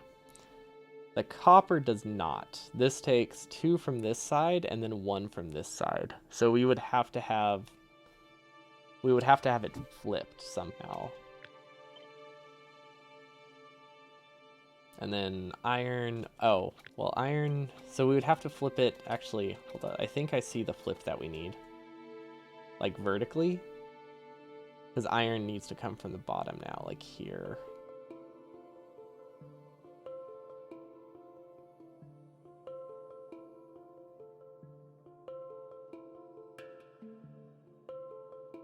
But now the next can grab from the same belts. I don't really see what that solves, though.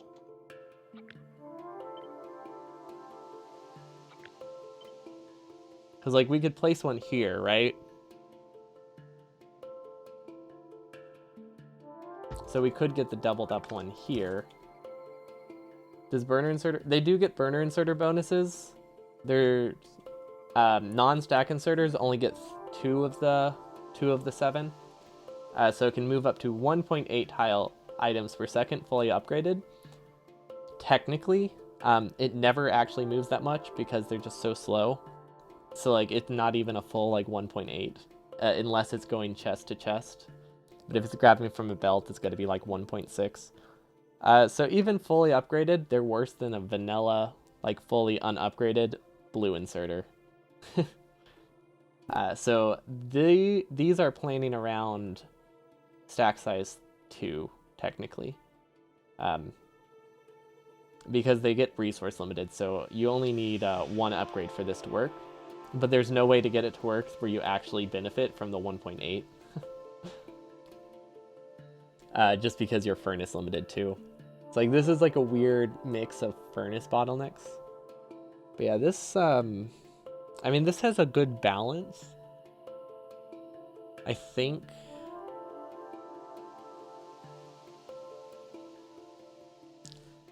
Can you make the 2 copper coming from the right? If I made the 2 copper coming from the right, what advantage would it have over the other outpost? But no, I don't think I can. I can make one of the copper come from the right. But part of this design is dependent on the vertical lanes to fuel the iron and to fuel the output chests. So this one is necessary. Just that's what you meant? I don't. Ah.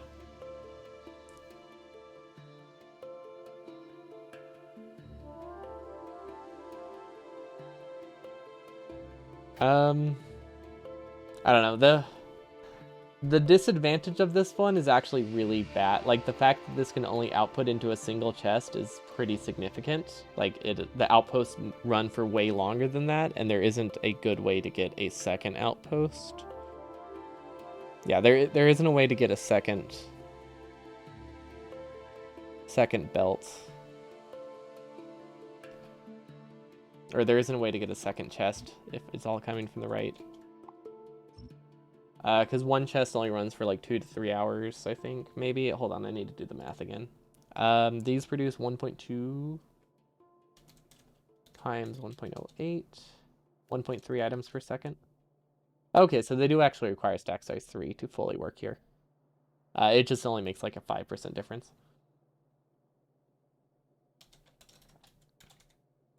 Oh. Each steel chest only runs for 2 hours. That's bad. What do you mean have it alternate per GC assembler?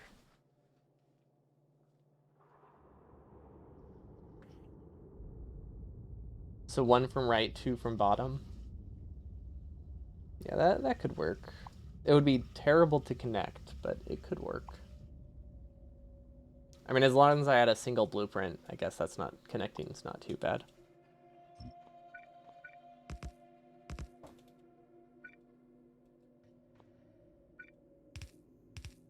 So it would be like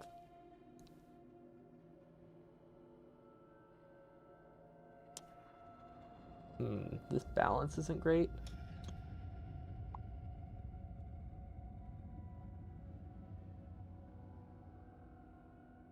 I don't know. Is 2 steel chests even enough? I don't think 2 steel chests is even enough. This would have to be like a second outpost design, not a first.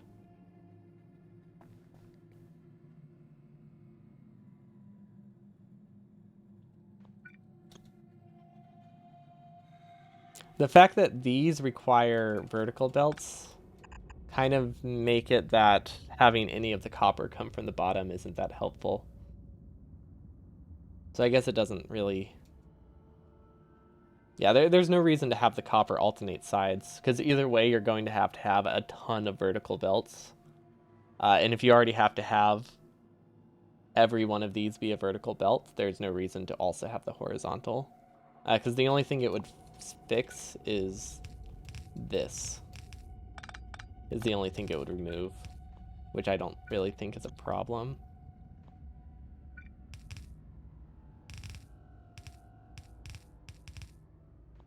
Oops, no, we want this to go down 1 tile. But yeah, burner inserters are bad. So yeah, the issue, what we're trying to fix with this new outpost, or at least what I want to fix with this one, in this one, we have inserters grabbing from an underground, going away from it for feeding. If I stage the blueprint, it's kind of okay. It's not perfect, but it's better. But if I don't stage the blueprint, as soon as I paste it, it's probably going to like build, and then I'll lose like 90% of the outpost immediately. Not 90%. I would say I'll probably lose about 1/3 of the assembling machines, just due to burners dying due to low fuel saturation, and it's not possible to get more fuel saturation because the belt's already full, and it's still problematic. So the only way to actually fix it is by having all of the inserters wait, don't place them at all, and then as soon as the coal is backed up, which will take like 30 minutes, then you can start producing things. So it's not a perfect solution, but it's better than having them die, right? Losing one outpost for 4 hours, like 30% of an outpost for 4 hours, is going to be worse than losing all of the outposts for like maybe an extra 10 minutes or something. Because the startup time is going to be like half an hour, but it's always going to be like half an hour. It's like an extra 10 minutes on top of that. And that is all because of these inserters right here. These are the problematic ones, especially the one going away. The one grabbing horizontal plus the one grabbing away makes it even worse. So this new one, I think, is less compact, but it doesn't have anything grabbing away from it. So you don't have to stage it, which I think might be worth it.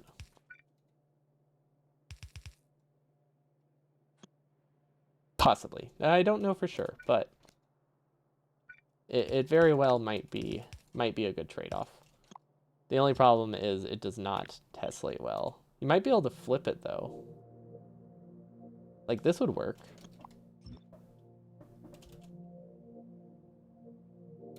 Right? Like that's pretty compact.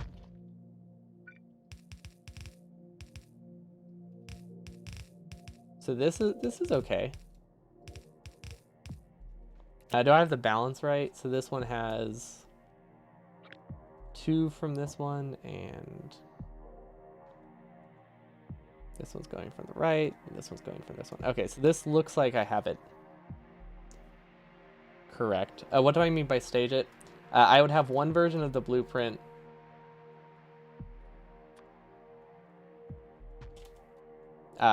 without... Hold on, I need to copy it. So basically, I would give bots this blueprint right here, but without inserters. They would build the entire thing. So that way I can guarantee that there is fuel on the entire belt before any of the inserters start. And then I would paste the burner inserters, so that way we don't have to worry about anything having low density. Like there's always... So as soon as the burner inserter is placed, there will be fuel right next to it. So then it's not trying to grab moving fuel, it's just trying to grab fuel that's backed up. So we would do all of the inserter, or at least all of the belts, and then all the inserters, just to make it a bit more reliable. Because otherwise, if we just paste it all at once, which we can actually probably show right here. If we just paste it all at once, you can see this one is... that's a bad example. It's actually farther down the line where it's a problem.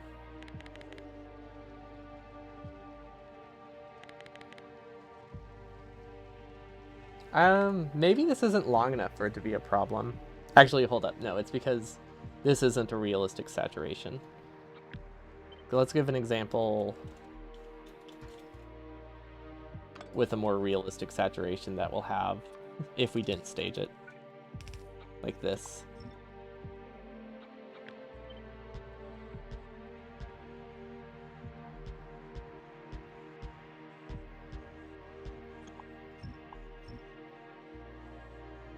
Okay. There we go. This one should be more realistic for without staging. It's like you can watch, like right here, this guy is really struggling to grab, and he did eventually get it. But he had like one action left before it would have died. So for this guy right here, I think on the iron lane, especially this one, he's going to struggle a lot more because he's barely going to be able to reach it as it is, but this guy will steal it from him. Let's speed it up a bit. Okay. So now you can see that this guy, he moves a little bit, and that small movement he does is enough to make him not get fuel. But sometimes the timings are fine and it works out great. But sometimes it's really bad. Maybe it's, I don't know. I don't know why. Maybe the side matters a lot. Because sometimes they died, like in all the tests I did before. Oh, I'm an idiot. Okay. I have like 3 times the saturation that I'm supposed to in this test. I see. I was like, why isn't this working? Because I was dropping 3 coal at once. We have to make the assumption that most of the belt will be cleared by the time it reaches the assembly machines, which means you won't have a full belt.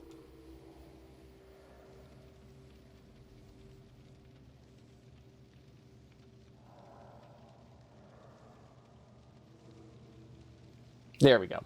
There we go. Now that Okay, much better example.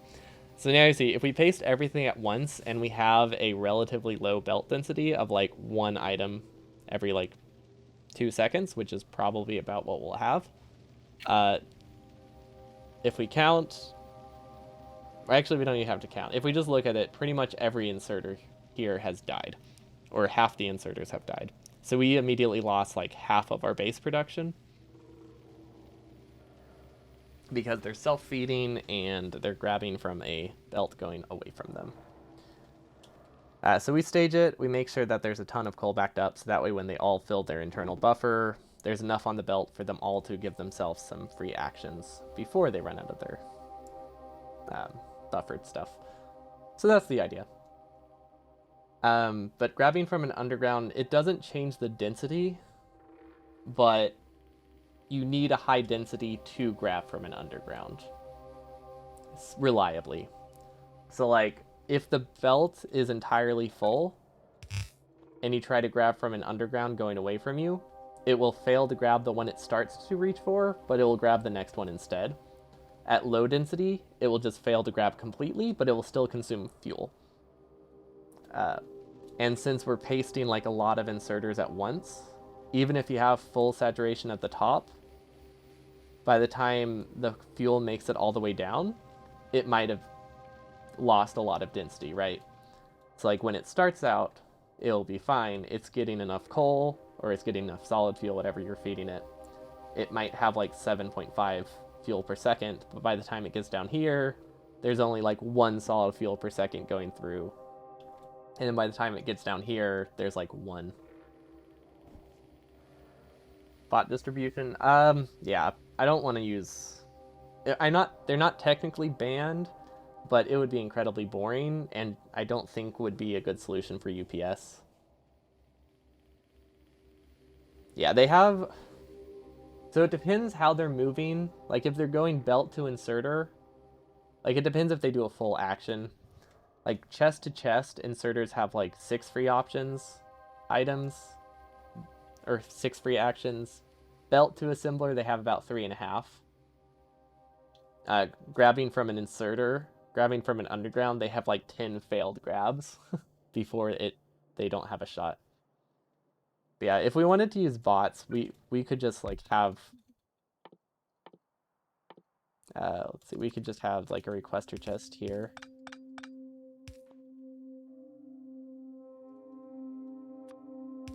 Requesting everything we need, like requesting the iron and fuel, and then we don't have to worry because we can have as much output as we need, or input as we need, and then we could like ultra beacon this. Dedicated fuel belts, it's not so much a space issue or a UPS issue. It's dedicated fuel belts also require you to have significantly more inserters and more it requires significantly more inserters and splitters is the big thing. So it is a UPS issue. Because in our original outpost, which I might just show. Yeah, I probably should. Actually, I'm gonna take a blueprint of that for comparison.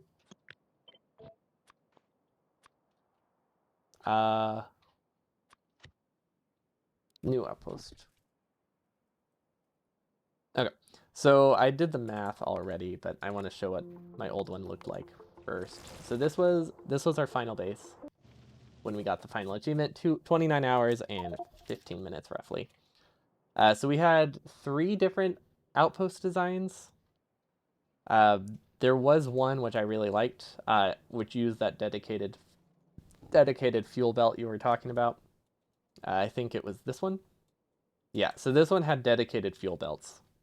But if you have dedicated belts, nothing is self-feeding at all. So you just require like 2 extra inserters per like set of 4, mostly for like the outputs, or it's mostly for the copper inputs that feel like they have a lot of extra inserters. Although I guess that was more an issue of maybe I could hold up. Maybe I. Oh, I remember now. Okay. It was a weird mix of furnace limitation. Because if I wanted to do direct feeding, if you want to do direct feeding, there's not enough space to get a direct fuel belt and still have direct feeding. So that's why we transitioned away. So like this one, extremely reliable, had a 0% chance of losing any inserters, worked super safely, started really safely. But because it didn't have an option for direct feeding for anything, it uses roughly 7.5 inserters per furnace. If you count the amount of fuel produced, or if you count the smelting lane, you count the assembling lane, it was using roughly 7.5 inserters per every furnace we needed, which is a lot, because this is 120 furnaces right here. I had to scale it down later, but I accounted for that in my estimation. So yeah, for 120 furnaces, we used 900 inserters, which is really bad because my UPS kind of caps out around like 60,000, 70,000 burner inserters, roughly. So I tried to fix that by doing direct feeding. And if you do direct feeding, it would have to like come from the sides, and then you don't have space for the dedicated fuel belts anymore. Unless you wanted it to be like really, really large, and even then, it's hard to feed the output. Because we did have something like this briefly, but we had to use a splitter here or an underground, so we ended up with the same problem. But you had to do something like this instead. And then this didn't work at all, so this wasn't running full speed. I don't know what this input is. Oh, this was iron. Okay, so this one is not necessary then.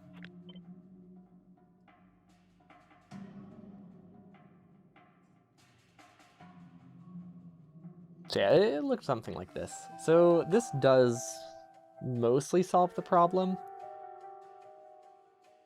but you're wasting inserters because this is only running like 2/3 of the time. So it does reduce the inserter account down to like 6.5 per furnace, right? Yeah, almost perfect. It reduces the inserter count to 6.5 per furnace at the cost, and it's perfectly reliable. So it might be worth it. Not sure yet. Depends how much I expect UPS to be a problem.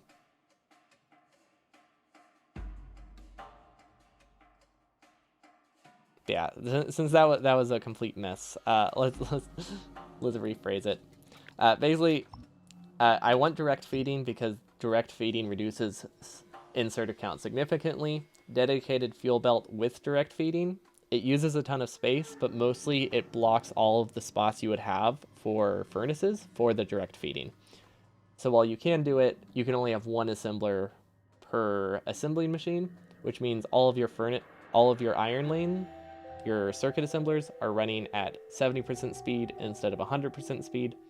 So you're wasting a lot of inserters that way.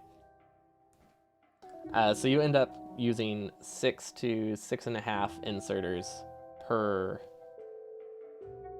furnace that you're using. 4.5. Oh wait, I don't have outputs, that's why. But it ends up using like 4 or 5 per furnace. Whereas with the other lane, it is 5. Because you have all of the assembling machines running a lot more frequently. At least that's the idea. I might see if I can get another design that's less compact and safer. His safe designs are decent, and it probably is worth extra belts if I can get them down decently. Because this would be iron, and I could probably stagger it too.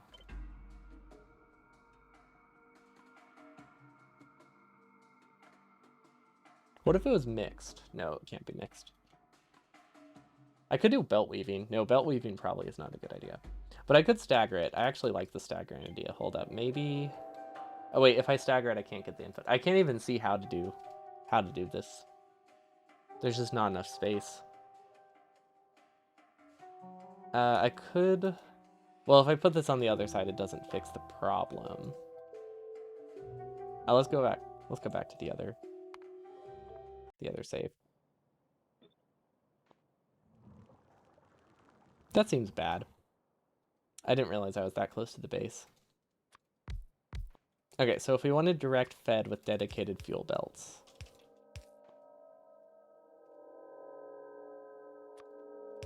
we obviously need fuel belts there. We could maybe share the copper belt, so it could possibly go like this. No, that's not good. But it could go here.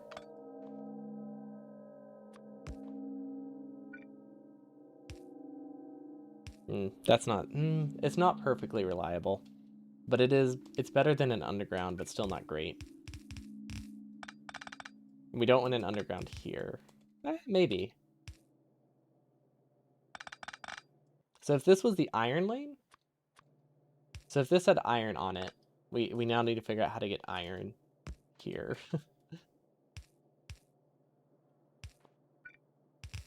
Gosh, why does this not? Why doesn't this stagger perfectly? So iron would have to kind of like snake like that, and then copper would probably come from here.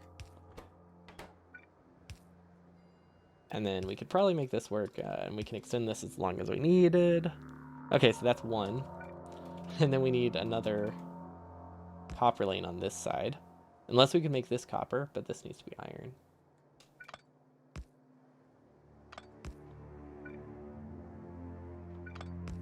What if we move it down a little bit? So then now this is the copper lane, so then iron comes from the right. So this does use a lot of space. Runs 70% of the time, but maybe the insert... It's possible that the inserter account might be lower this way. Hold up.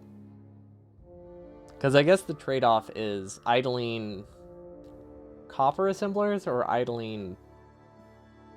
I mean, something is going to idle. So you're either idling the green circuit assembler or you're idling the copper assembler. So I wonder which is better for inserter count. I mean, both of them use a lot of inserters. Because cables running full speed will use like 8, and then electric circuits running full speed will use 8. So does it make a difference? It might not make a difference. That would be a lot more reliable and a lot less messy to scale if I can make that work. Because this is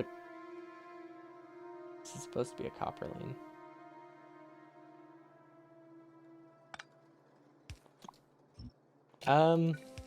Does this work?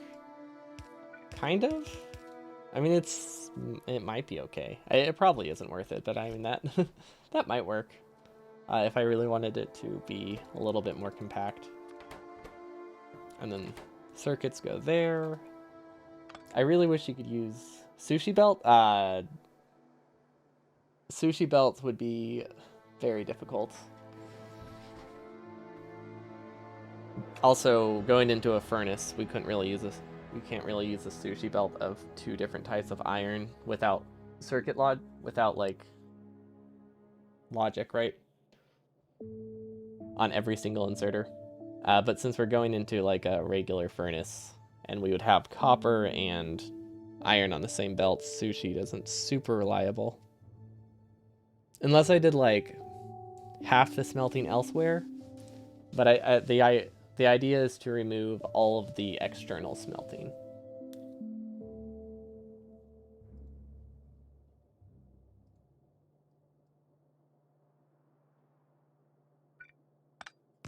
I guess space is like a very secondary thing.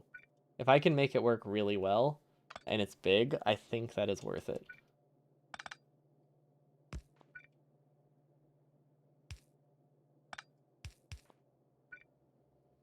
Okay, so this is copper, and this is iron.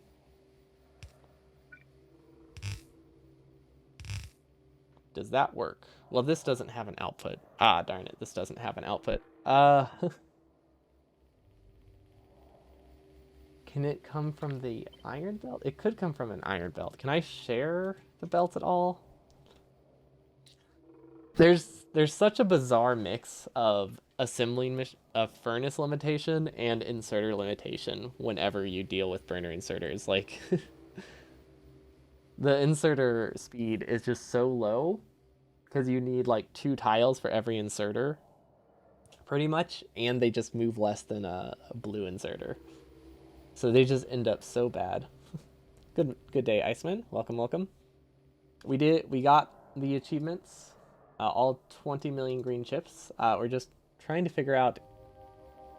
We're brainstorming different outpost ideas because I had a UPS bottleneck, so I wasn't able to expand past 2.5 million green chips per hour, which admittedly is a lot for burner inserters, but I think I could get it up to like 4 million. Because I'm pretty sure I could optimize the outpost to use like 30% fewer inserters, which is a lot. It's 60 burner miners per ore if you don't have mining productivity. The issue is more in the assembling line than it is from the mining, though. Like the mining lanes were rough, but the assembling lines themselves were taking like 7.5 inserters per. Actually, let's get a different standard than per furnace. So it took 12 inserters to process 1 iron per second, basically, which is a lot of inserters. You could do that with a regular furnace lane. With a regular furnace lane, you can do that with like 4 inserters, pretty much, especially if you have beacons and electric furnaces. But yeah, you can reduce it to like 4. But with this, yeah, it was 12 per 1 iron per 1 iron process per second, which is a ton. But I think we can get it down to 9, which is still a ton. But that's 30% more outposts, effective, or 25% more outposts, effectively. We have this design, which is much more reliable. I'm not sure how much more compact is it. How much more compact it is. You know, it doesn't seem that much bulkier. Is there any flaw in this design? I don't think I see an issue here. Let's see, is there a way to stagger it? Yes, but not worth it, I don't think. Nah, it's not worth it. I know it's not a perfect recreation here, but it does the job. Okay, now I can see that's 24 assemblers. So this is comparing to this bottom half. You know what? That is not any less space efficient than the original design. This one is safer and roughly the same compactness. It can't run as long, but it would be good for everything but like the first set of outposts. So that's not bad. This is definitely, I think, a keeper.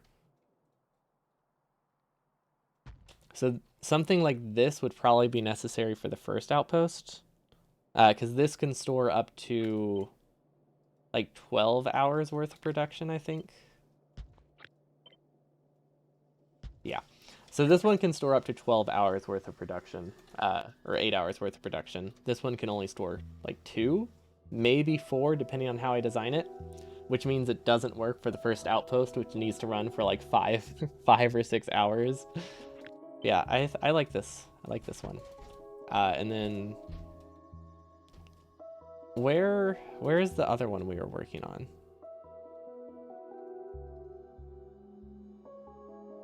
Where is the other one we were working on? Did I delete it? Or did I just not have anything to keep? I'm very confused. Didn't I have another design somewhere? This one. This doesn't look that much different. No, wait. That's the same one. I'm very confused. I had another design, but I don't know where it went.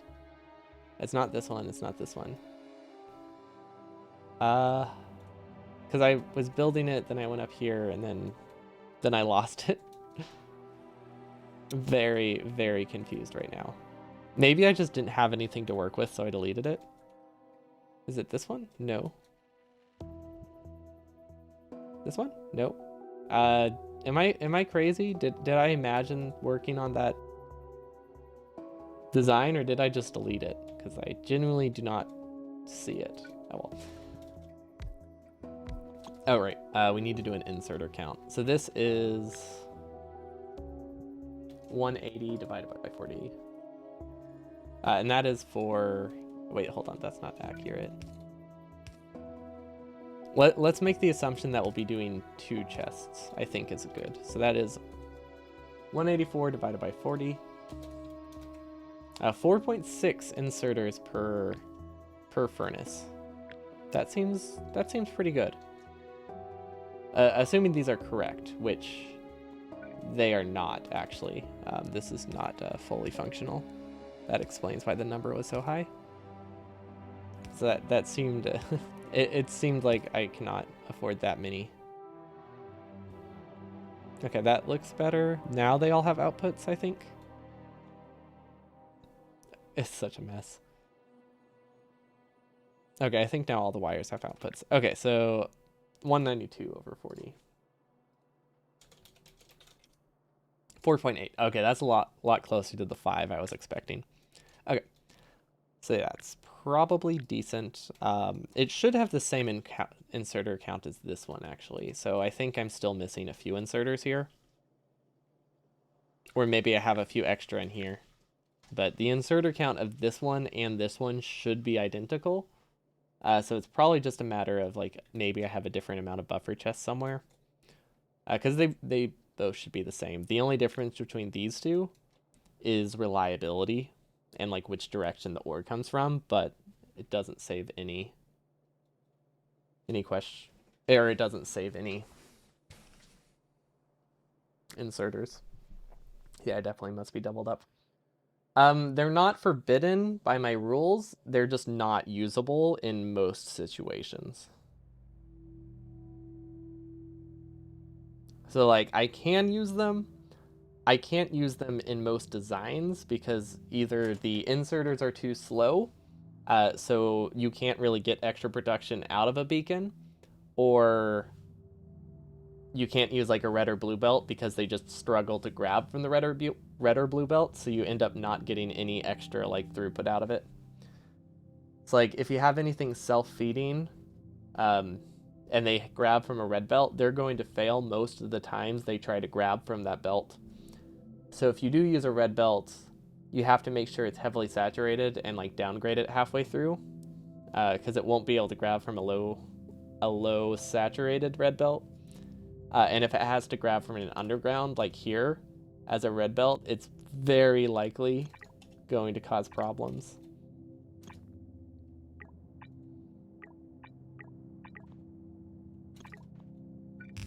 So I think that's the case with like all undergrounds. Trains are also not great, because you can't get more than 5. You can't get more than 2/3 of a yellow belt out of a single train, like fully saturating the wagon. So it's just they don't have much utility. So the most you could really use trains for is just putting construction materials on it to build an outpost. But since the biggest advantage of trains, and the only reason trains work well, is because when they're stopped, the inserters are able to burst out like, multiple yellow belts from a single wagon really fast to make up for the train travel time, and you just can't do that with burner inserters. So with a fully upgraded inserter, you can get 5 output inserters from a single train if you have them staggered, which is 9 items per second, I think. 1.8 times 5. Yeah, you can get an average of not even 2/3 of a yellow belt. So they weren't useful. It just that's not a lot of ore for the complexity of setting up a train. A long belt ends up being better than that, which is unfortunate. But yeah, burner inserters are just bad. Oh, okay, so I was right. They do struggle to grab from a red belt. at low. This isn't even low saturation. Like, this is a very reasonable saturation level, which is what I'll expect. So yeah, this is why I can't use red belts. If it has to feed itself, it's probably going to die before the belt backs up. So unless you have nothing self-feeding, you gotta stick to yellow. And even with yellow, self-feeding is risky. It's good for transporting ore like medium distances though, because it is a lot easier to drag four red belts than it is to drag 8 yellow. You just have to downgrade them later, like do a splitter at the end. Okay, I'm trying to think. I don't think I have a train outpost anywhere, but I could show what I mean with the whole only being able to fit 5 inserters on them thing. Unless you're like directly feeding into a machine. But if you need to go into like a buffer chest or something, and if you need to go to a buffer chest, you could do I think it's this pattern. Oh, sorry, that's going the wrong way. And then on the other side, you would do 3. Yeah. So you would have this pattern, and then you would mirror that up here to get 3 on this side, and then 2 on this side. And it would use a lot of belts, but looks something like this. And I'll probably just go through like that. Yeah, that works. No, it doesn't. You would actually have to have coal coming from both sides if you want it to work safely. So you'd have coal coming from this way, coal coming from the left, and that lets you get 5 per wagon. 9 items per second. So this is what a train would look like. And the reason you have this weird stagger, it makes it kind of annoying to expand, but otherwise you would have to have like 3, 2, 3, 2. Or sorry, 5, 4, 5, 4. No, 6. 6, 4, 6, 4. But having this stagger makes the coal harder to use, but it allows you to get the same amount of inserters in every wagon, so that the way they fill and empty evenly. So yeah, this is effectively what it looks like. If you don't have to have a buffer chest, like if you can direct feed into an assembling machine, which I did try, it didn't end up being useful. But if you direct feed into an assembling machine, you can do something like this. And you would just have to have coal in every train. This worked okay. It just didn't end up simplifying anything. Maybe if you had like a mega base and you just wanted flexibility, but you can't end up getting more than like 3 inserters per assembling machine. So it's not like you have any higher throughput versus a belt. You actually have lower throughput than a belt. Because with a belt going into assembling machine, you can get up to like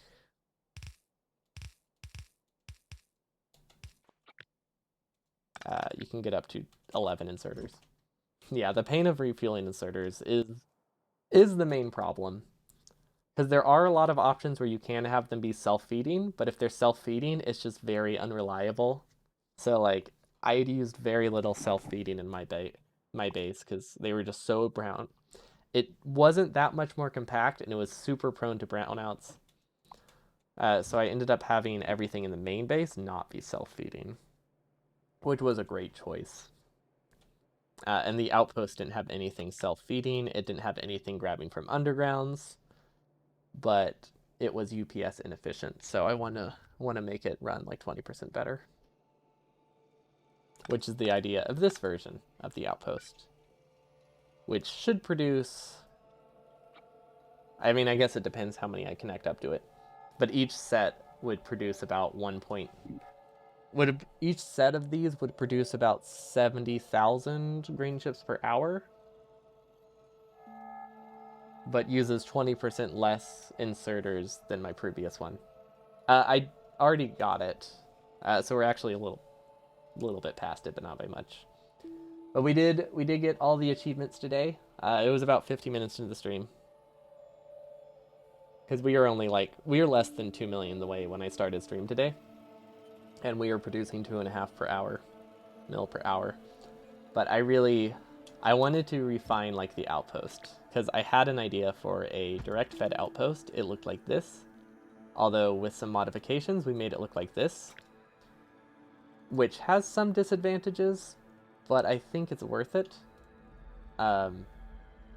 Yeah, I think it's more reliable. Like, this one is decent if you stage it. This one, I think, is going to be very, very safe. And they're roughly the same space. Although I don't see how to put a Roboport in here. Oh, I guess you could do a Roboport here. Yeah, never mind. There's space for a Roboport. And we haven't powered it, but power is easy to do. Yeah, we wanted to redesign it using direct fed inserters, because you use a lot of inserters. By the end of the run, I had 60,000 inserters placed, so I was barely hitting 60 UPS. This would make it that the same size base I had would be 50,000 inserters instead, maybe even like 45,000. Because I'm not sure how many inserters I need for the mining drills. But currently I've just been comparing the inserter count of just the assembling and furnace lanes, because that's what's different. But yeah, I think I could have saved 15,000 inserters, and then that would have let me get up to about 3.5 million green chips per hour. I would need a significantly better computer or not streaming to be able to get any higher than that. But I would like to do it in under 24 hours one time. So, like, with an outpost blueprint at least. I don't know if I'll do an entire, like, blueprinted base, but I would have a... Honestly, this is simple enough. It might not need a blueprint. I could probably build this by hand relatively easy, because it's just one section that you build, and then you flip it. Huh, you know what? I might even be able to do another blueprintless run and get sub 24 hours. Because this is a very clean outpost design.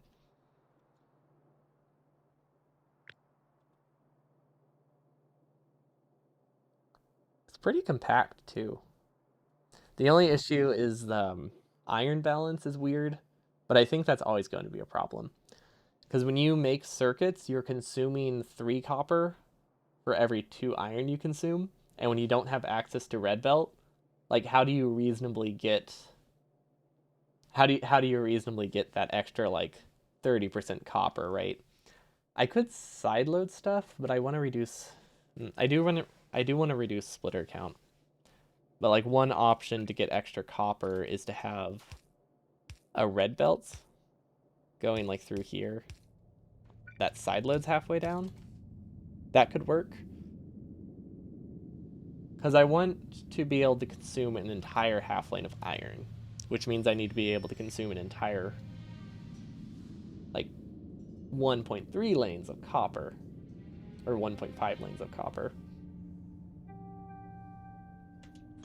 And I think there is no way to do that without like a pure copper lane coming at the end, or side loading halfway through, giving it like a refill. That might work. But I think that's it for me today. I'm not sure what I'm gonna stream tomorrow. I might stream Celeste because I want to keep doing Strawberry Jam. Maybe I'll alternate between doing like modded Factorio, since I want to try like Warptorio, because that seems kind of fun, and working on like burner designs, because I would like to get this to under 24 hours, which I think we could very easily do next time. But I just want a really nice outpost to go into that with, because this one looks really cool and it looks like it's very safe. That is it for me today. I will be back again tomorrow for, yeah, most likely Celeste, since I still want to stream that like once a week. And then I'll be back with Factorio this weekend with some burner designing and probably Warptorio. I think I have some ideas for Meme Run Monday, but that it's a mystery. But I think it's going to be a variation of one we've already done, but worse. Because it was something I wanted to do the first time. But it'll make sense when I get there. But yeah, I think I have an idea for Monday. It's not necessarily the final design. I think it's a really good design. We might be able to make it slightly more compact. But there's no way to reduce the inserter count at all. I don't think we can reduce the inserter count anymore. But I do think we might be able to reduce the space requirement and maybe the belt requirement. Inserter count wise, you obviously can't reduce it to less than one inserter per furnace. Or, like, it's not possible to get less than 3 inserters per furnace, which is what it's already at because of the direct feeding. See, the only thing we could really do would be prod modules, maybe, to let us do more in, like, one section, but don't know how much that would really help. But yeah, prods and speeds are the only thing we could do here that would reduce inserter count, and I don't know if it would be worth it. It is worth considering. We'll play around with speeds next time, but this is definitely a pretty decent design, similar space, slightly more reliability, still not perfect because self-feeding is never perfect, but it has nothing grabbing from an insert or going away from it. We'll test it next time to make sure it actually works. Actually, you know what? Let's test it this time. Maybe I should have. I think it works, but we never actually hooked it up to anything. So let's test that real quick before I try to like build more around it. That works, I think. Yeah, I didn't see any flaws with it, but that doesn't mean they don't exist. So let's take care of it. But yeah, the only real disadvantage it has is lack of expandability for that out for these. But I could no, I do see how I could make it more expandable though. So like the biggest issue I think with this design is that you can only have one output chest, or 2 output chests, which means it doesn't work for the first like set of outposts because they'll run for too long. But I think I can expand it like this if I'm willing to sacrifice like 2 tiles or something per set. Yeah, that would probably work. So doing this would let me expand it and make it run for 6, 8, 10 hours, however long I think the first outpost will run. But let's see.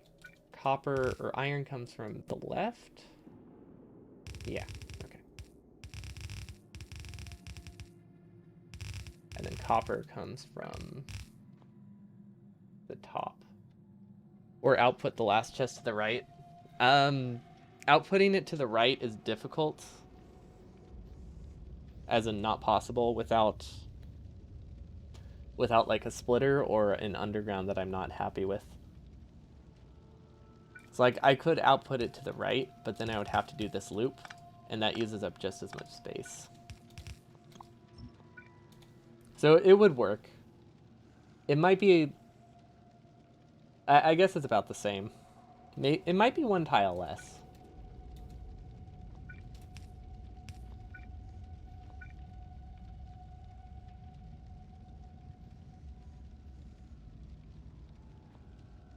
It could be 1 tile less, so maybe it is worth outputting to the right. I think it's 1 tile smaller. We did finish the run. It took 29 hours and like 13 minutes or something. But I had a couple ideas for direct fed outposts that I really wanted to play around with, so that's what we've been doing most of the stream. And trying to refine those, and I think we have one that is pretty good.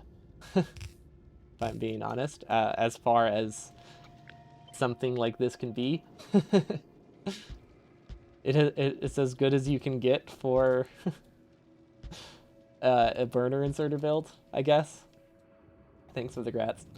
But we're making sure it actually works, because I never actually checked. Conceptually, I think it's good. Well, that's not a good sign. Oh, well, that's on me. I didn't actually connect it to anything. Okay, so that one is not a flaw of the outpost. That is user error, so that's good. Anything that runs out of fuel, like, after getting fuel is always bad. But that's not, like, a realistic scenario. This doesn't have an input. Oof. Huh. How is that one missing? Did we change something?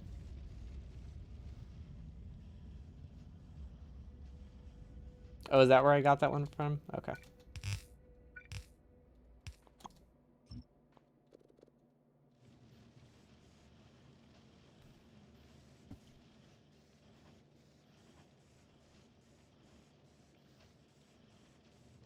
Okay, so this one doesn't quite work.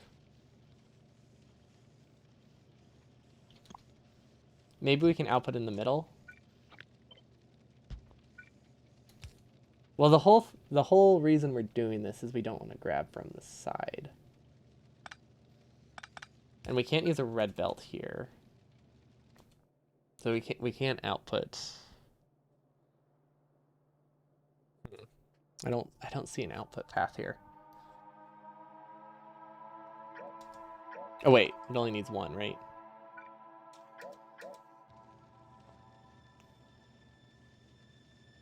The issue is the output chest. Well, at the moment we can't fit any chests. Left furnace getting fuel is not much. It's easy to fuel the furnaces. The issue is fueling the output inserters. Furnaces missing fuel is like a super easy fix.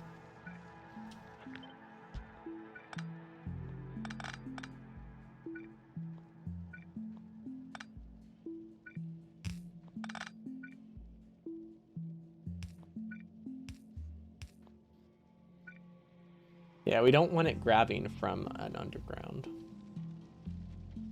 This still is slightly more reliable than the other design. So maybe it's still worth it if I can fit it. I don't think I can fit it though, so maybe it doesn't matter.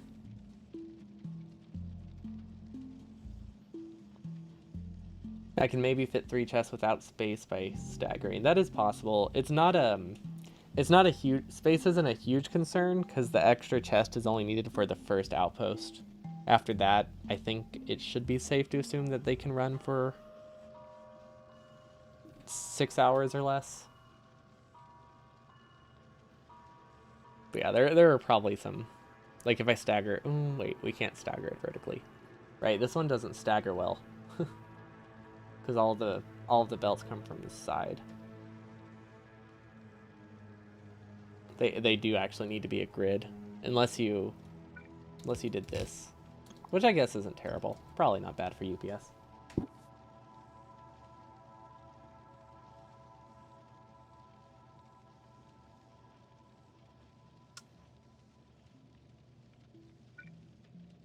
So we need an output. Hear me out. What if we hand feed 1,000 output inserters? It's not a good idea, but it would be easy. But it's not a good idea. Can we output from the side? Is that easier? Or maybe we can output both the iron from the bottom instead. This might work.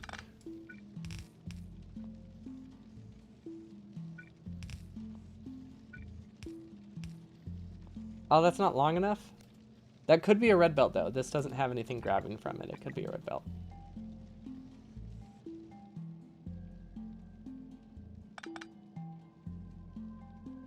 You can only satisfy 6 inserters per assembler.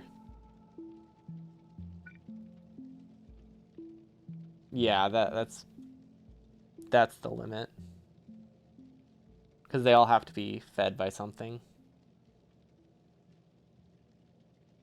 That's not a realistic limit, but that is the limit.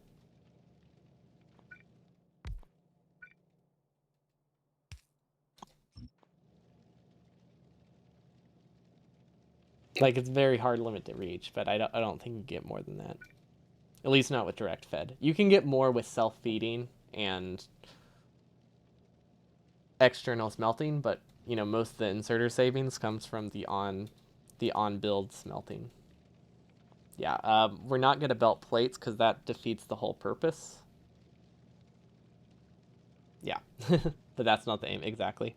The whole point is to reduce inserter count by 30%. If we have to do any external smelting, we lose most of the savings. So I think having a slightly less reliable build that we stage is going to be worth it over having more inserters. Like this is okay.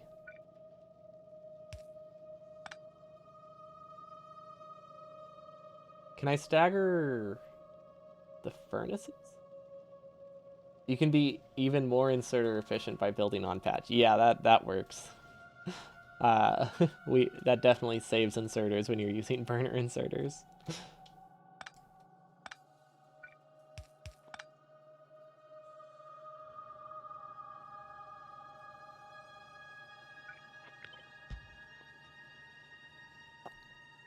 Hmm. Can I do more if I stagger this? No. No, I can't stagger that. If they had a reach of 2, things would be a lot simpler.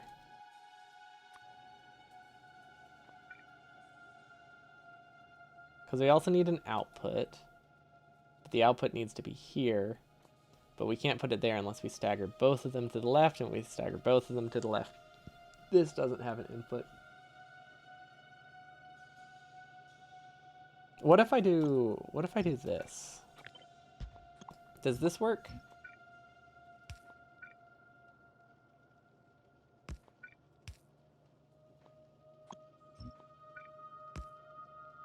Probably not. But maybe. I don't know. I don't think this helps. No, that's just worse. No, that's definitely just completely worse. I wish we could use speed modules, but speed modules aren't an option because the inserter output speed is so bad. We'll try to figure it out next time. We do have this design though, which does work, and they're the same inserter count. They're the same like area requirement. So the only advantage this has over this one is a small increase in reliability. So if we can't get this one to work, it's not that much of a problem. But we'll have to figure that out next time. And hopefully we'll actually use it. But I think these are some interesting designs. Even if we don't use them, it's fun to just know what works with burner inserters. But that's it for me today. Thank you all for watching. I'll be back tomorrow with strawberry jam for Celeste. And then we can go back to burner designing this weekend along with, I don't know, I might just play Warptorio like I was saying. But hope you all have a good evening, and I'll see you all next time. Peace.